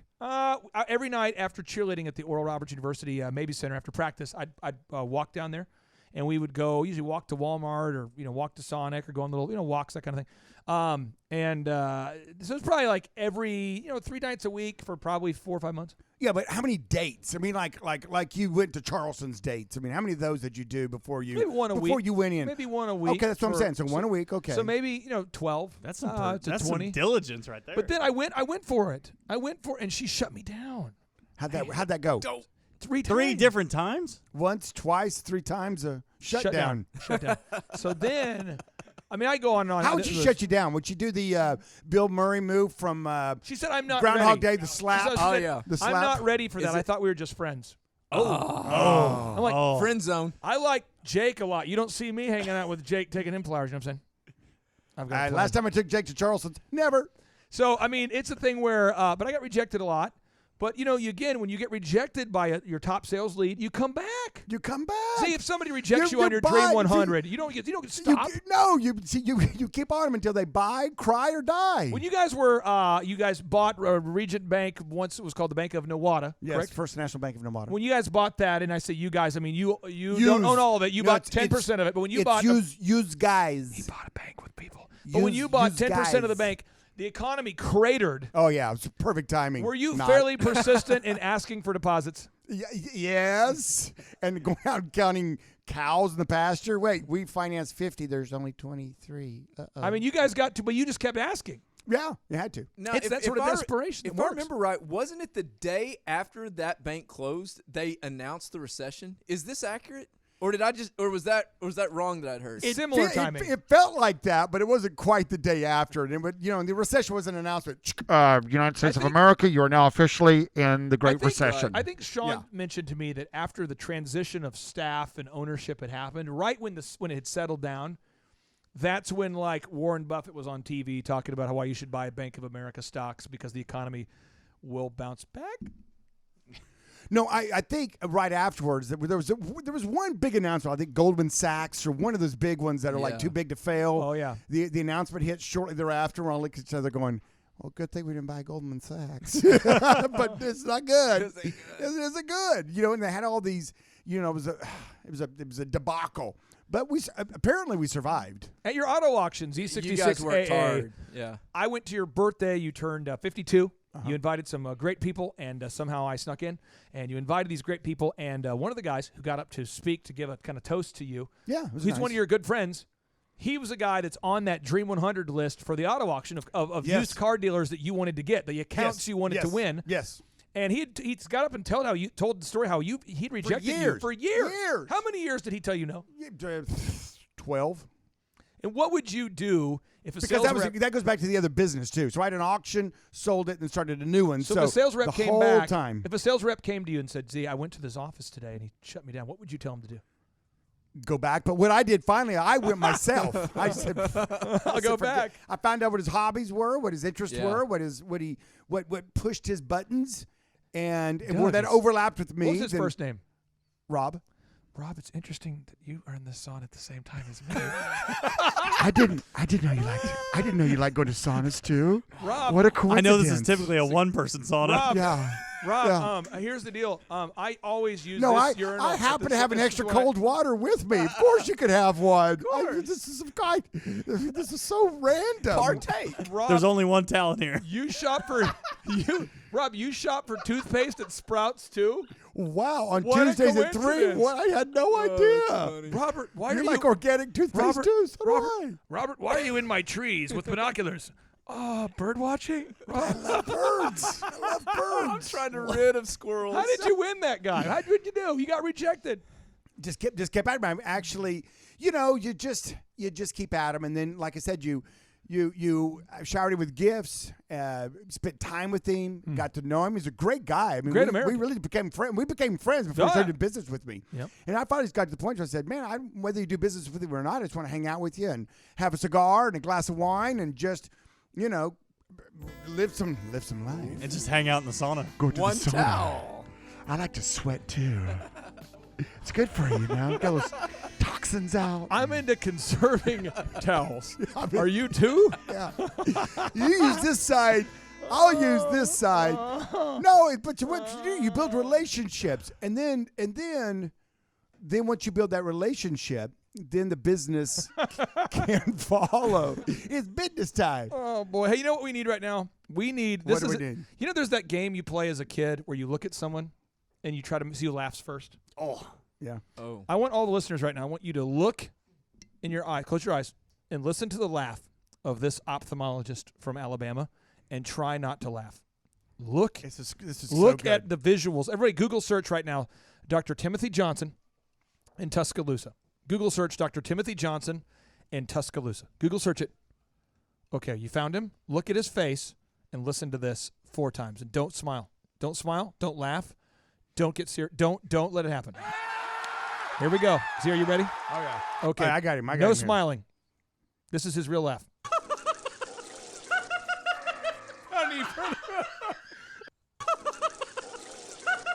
You're pretty tough over there. This does not work. This is the perfect laugh. It is. And I've laughed so many times before on it. Other planets are coming to our planet to discover this laugh right here. This is incredible stuff. Now, again, if you're out there today and you say, you know what, Clay, I want to laugh like that. I want to be successful. Okay, give us the final Bill Belichick notable quotables for today's show, because I want to take some notes here, and then I want to go chase my wife around and try to become the best manager possible. Okay, You I'm go going to fire off. Charleston tonight? You know, it's a late cheer night tonight. Oh, sorry. So cheer night's kind of Sorry. Out. Sorry. You're out on that. Okay. Bill Belichick, quote number 36. It's the business that you guys are in, too. We try to get as much information as we can and make the best decisions that we can for the football team. See, at the end of the day, after you gather all the facts as a manager, don't you have to just act? Make a decision.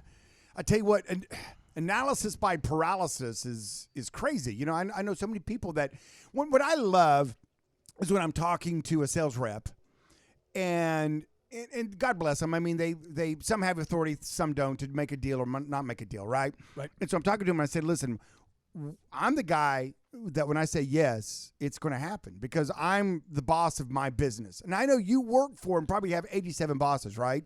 Because you're working for a big corporation.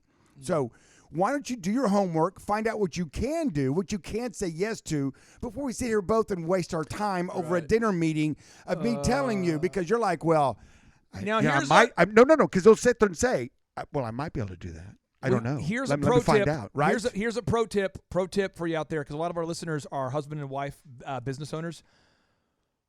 Please sit down with your wife and clarify what you can make decisions on and what she can, or vice versa, because nothing frustrates your team more than I'm telling you, my wife and I have run our businesses together for 20-something years, and I've seen a lot of business owners. As an example, there's one lady who owned a business in Tulsa, very successful, who she kept wanting to update her menu, but her husband wanted to chime in, but he could never quite be at the meeting or never quite make a decision. So for like months, she's telling the staff, starting next week, we're going to roll out the new menu. Right. Next week. Then next week comes around and we can't do it, and then it's that weird thing. So let's as a pro tip, if you do own a business with your spouse or your brother or your cousin or your neighbor or a partner, please clarify who can make decisions. On what? Know your lanes and stick to them. I mean, There it is. It's crazy. Dealing with people from other companies that don't have that authority, have not already gotten the authority. It's frustrating. It's very frustrating because then it's kind of why are we wasting? I mean, I could be with my family. I could be doing something else. I could be,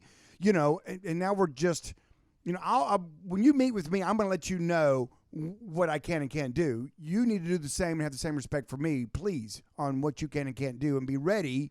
Already have that discussion. How far can I go? How big a discount can I do? How much delayed billing can I do? I mean, ahead of time. Yeah, understand what your parameters are in making the deal, and then sit down with me and make a deal. Now, Bill Belichick, a notable quote number 37, I want to get Josh's take on this. He says, what we can control is our performance and our execution. And that's what we're going to focus on. Reporters always ask, Coach, how's the weather going to impact you? Sure. How does the loss of this player impact you? If you're a small business owner, people say, you just lost your top guys. Are you okay? Are you okay? Or the economy's going to get a little rough there. Are you okay, buddy? And you can sit there and lament and pontificate about the economy and the weather and things you can't control. But why do you have to focus on what you can control as a business owner?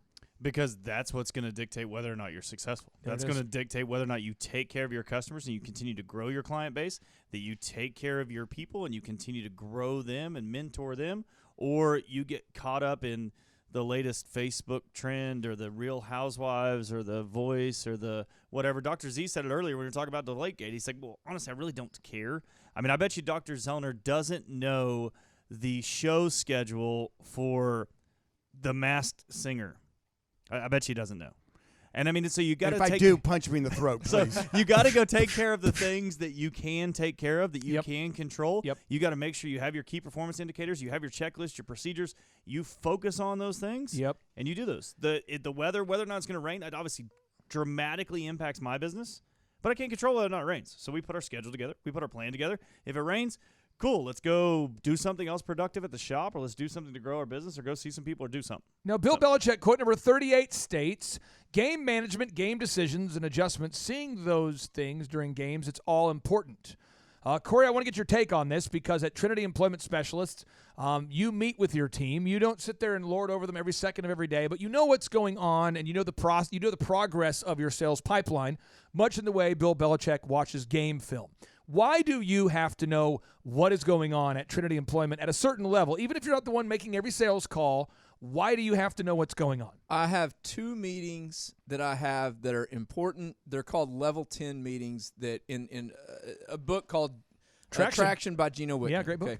And he dictates how to have a Level 10 meeting. So at the very beginning of the week, I have a meeting that shows how many work orders we have, where we're at with it, how many people we've sent out to them, and we make a decision on what our goals are for that week. But you know your numbers. I know our numbers, and I know where we need to be at. Well, we go through all of those numbers through that. And if you miss it, it's out in front of the entire group of people, and everyone knows. I'm not ripping you. I'm not ripping me. I'm not ripping Josh. I want to brag one person, Z, and one person alone right now. I want to brag on one person. Charles Kolaw. Yes. If everybody Google searches Joplin Gyms right now, that right there is the gold standard of what it means to be an entrepreneur. That guy.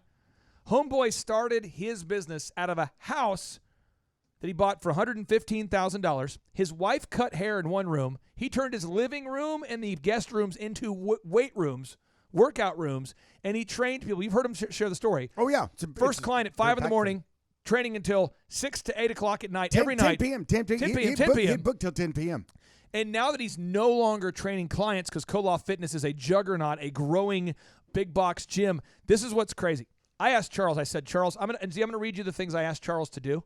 And I would like for you to just, we need to praise this guy because this is the gold standard of what it means to know your numbers and to do your job. I mean, this guy right here, this is impressive. This is someone we should all look up to and go, yeah, here he is. Well, he's tall anyway. One, he gets a Google review from 50% of his customers. Check. Isn't that crazy? Gold standard. 50. I mean, what? He gets video reviews, at least 2 video reviews per day from his clients. Gold standard. Adds Check. those things to YouTube and Google.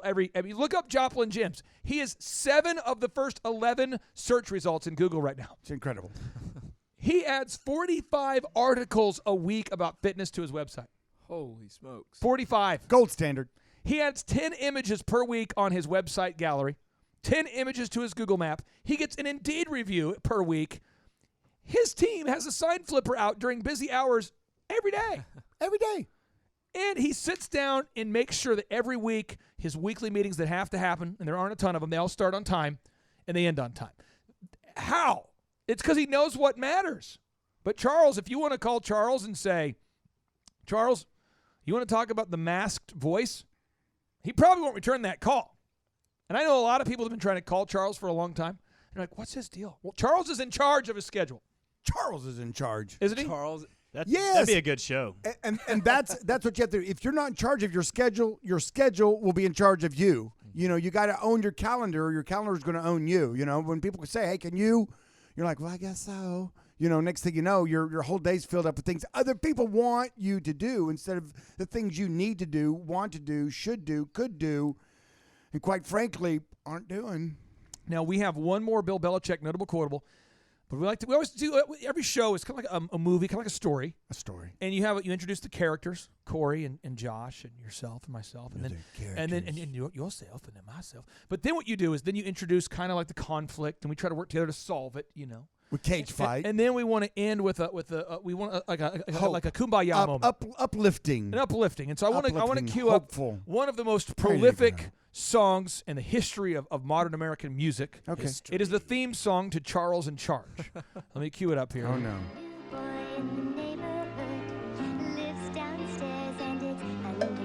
I gotta crank it up.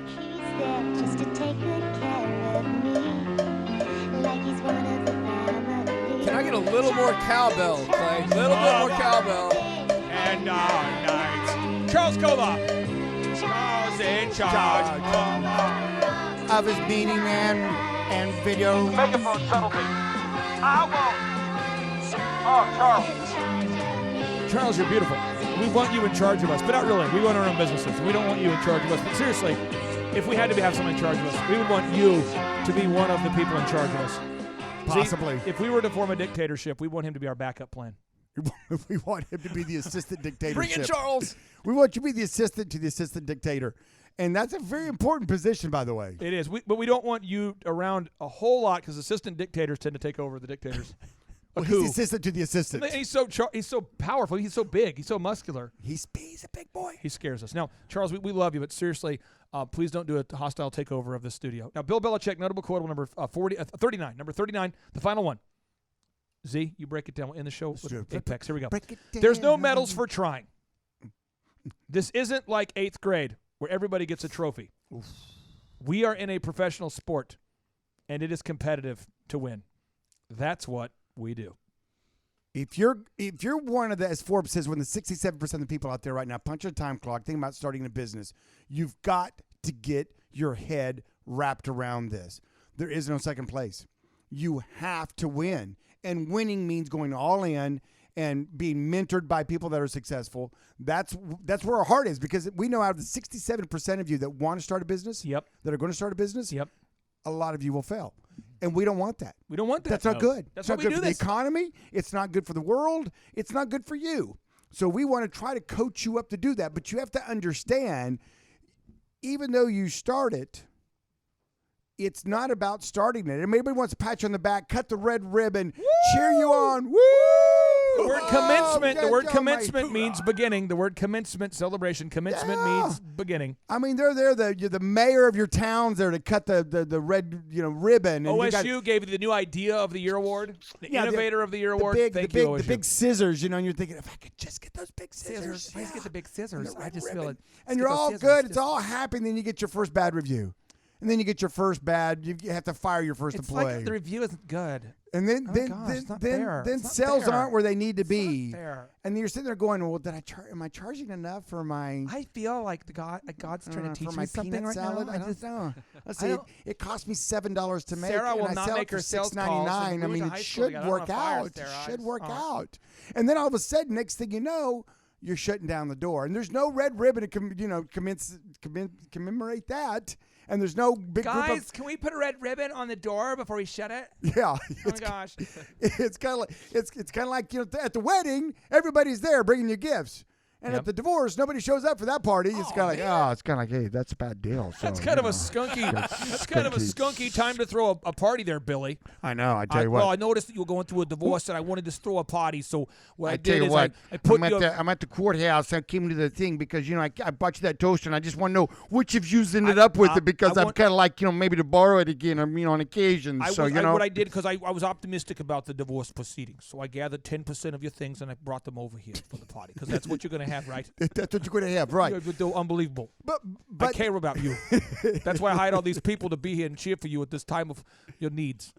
Right. So there you have it. I mean, it's been a great show. You know what? And Bill Belichick, we got to love Bill Belichick. And please, next time we've got 45 or 35 more sayings to This go is through. a Bill Belichick quote number 39, and we've got to get to 75. Oh, 75. And There's we so have much fun. 102 Bill Belichick facts for you to check out. I know it's so much fun, but the thing about it is that when you find someone that's done a job excellent, learn from them. Study him. Don't hate because you ain't. Right. Don't be mad at the rich. Right. Don't think, well, they whatever. No, they did it through. I promise you, they did it through doing hard work. Yep. They did it through getting a mentor or making mistakes, or True. probably both, Probably like all of both. us did. And the thing about it is, it's not hard. It's just really hard. Yeah. So if you think it's easy, and you think, well, that's. I had a buddy of mine who opened up a yogurt store, and now they got 80,000 of them around the world. I want It's to no real big quick. deal. I just want a fair time here. No. I struggle with being a morning person and a night person. I do like the nighttime. It's like that's not the right. From like 1 to 3, my wife though, and I'm I we watch solid. the Mask, the Voice thing, and then I move in the mornings. I tend to sleep in and Well, pontificate. in the morning, I and DVR'd the shows I didn't But I make, listen so to I like watch most of the those. Tony Robbins series, and I've got like I read the first chapter of every book. I got a ton of books. I've been watching Ty Lopez. Sometimes I just watch read the Ty last Lopez chapter. nonstop. The videos of him in the helicopters and the planes with the attractive women. Those move me. I was moved. That's my life goal. To be moved, and I just want to know what is the hack? Can I is there a way I could just read a little part of What's the book the and not loophole? actually? What's the loophole? If I have anxiety, if there's the word gluten makes me sleep for 2 weeks in a row, what do I do? Don't right. Right. What do I do? I'm gonna throw a big divorce party for all of you. On the count of 3. You ready to end the show with a boom? Let's do it. Here we go. 3, 2, 1. Boom! Divorce parties! Stop what you're doing and think about this for a second. What would happen if your company was suddenly able to generate exponentially more quality sales leads? That would be incredible. What would happen if your company came up at the top or near the top of the Google search engine results? Well, I would just feel overwhelmed with all that business. How many thousands of dollars in lost sales or millions of dollars in lost sales are you missing out on simply because your potential customers can't find you when they go online to search for the products and services that you offer? I refuse to think that thought because I don't want any more business. Unless you are a dirty communist that hates money, my new book, Search Engine Domination, will help you grow your business. In my new book, Search Engine Domination, we will teach you the specific steps that you need to take to dominate the search engine results. What do you mean by dominate? You see, in my new book, Search Engine Domination, we will teach you the specific steps that you need to take to dominate search engine results. Download your free ebook copy today at thebestseobook.com. I repeat, that's thebestseobook.com. My name is Amy Baltimore, and I am a CPA in Covington, Tennessee. I've been working with the Thrive team now for about a year. One of the first things that they did was to update my website and my search engine optimization. I prior had a website, but I was not being found on Google, and all of my new business was coming through referrals from friends, family, etc. And right away, I started to see results. People were calling and coming in saying that they found me on Google. They just Googled CPA near me, and there I was at the top of the page. And so it's been a great help to my business. Again, you can download your free ebook copy today at thebestseobook.com. Hey, this is Dustin Huff. I'm with Keystone Harbor Marina. We joined Thrive back in January and have been working with these guys for about 7 months. During that time period, we have moved up our Google rank through reviews and SEO processes that we've compiled through these guys. Our leads have gone from about 4 a week to now 165 a week. So the process works. I will tell you from experience, once you begin, you have to stay with it. As long as you continually do this week in and week out, month in and month out, you'll continually grow. The system works, but nothing works unless you do. You've got to take some action. Download the ebook for free today at thebestseobook.com. Hello, my name is Daniel with Daniel's Heating and Air here in Amarillo, Texas. The way Google has affected my business, we have got a lot of calls from Google. Right now it's July and we've had the best month ever. And it took us about 8 to 10 months to get on top of Google, and I'm glad we did. Remember, nothing works unless you do. You have to go to thebestseobook.com today. Download the ebook for free. Just download that ebook for free, and you'll be off to the races. Hi, my name is Christina Nemus. I'm the owner and operator of Angel's Touch Auto Body and Detailing in Bourne, Massachusetts. We have been working with Thrive and their coaching for, say, 8 to 9 months, and it took us about 6 months, 5 to 6 months to get on the top of Google, and with their help with the website and marketing, and the SEO and retargeting ads with Google, and it has been phenomenal. We just have light and day business coming in, phone calls coming in, walk-ins, referrals. It's just through the roof, and we couldn't be happier. At the moment, we are up 50% this year from the previous year, and not only is that part of our own hard work and diligence, but also with the help of Thrive and what they've done for us and getting us on the top of Google and, you know, all their knowledge and coaching. And yeah, so super grateful, super pumped to see what the future holds for all of us. Thank you. This is your year to thrive. Success you will find. Today is your day, and now is your time. Lazy hands make for poverty, but diligent hands bring wealth. Proverbs 10:4.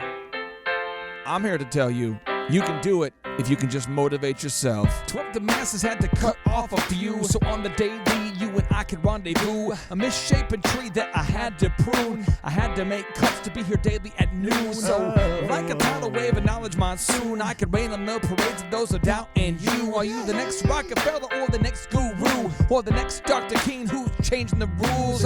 Walls are in your way, will you run right through? Like a running back, fourth the one, it's up to you. I remember my days back in the dorm room, tuned to the gloom like the temple of doom, overwhelmed with the doubts that try to consume my hope for the future that I could pursue. But from the mountaintop now I can conclude that you have what it takes if you want the view to. This is your year to thrive.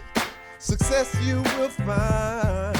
Today is your day, and now is your time.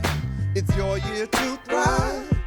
Success you will find. Today is your day, and now is your time. This moment is profound cause you're above the ground. Your road might have been rough, but what you got now is now. We're here to pick you up and to even show you how, but you gotta be resourceful with that old plow. Started from the bottom, but I worked my way up, cause by 4 a.m. I've always been prayed up. Rise and grind as your time, don't dare let up. You gotta get it, don't quit it till your seeds grow up. This is your year to thrive. Come on. Success you will find. Yes. Today is your day. Somebody say, and now is your time. It's your time. It's your year to thrive. Come on. Success you will find.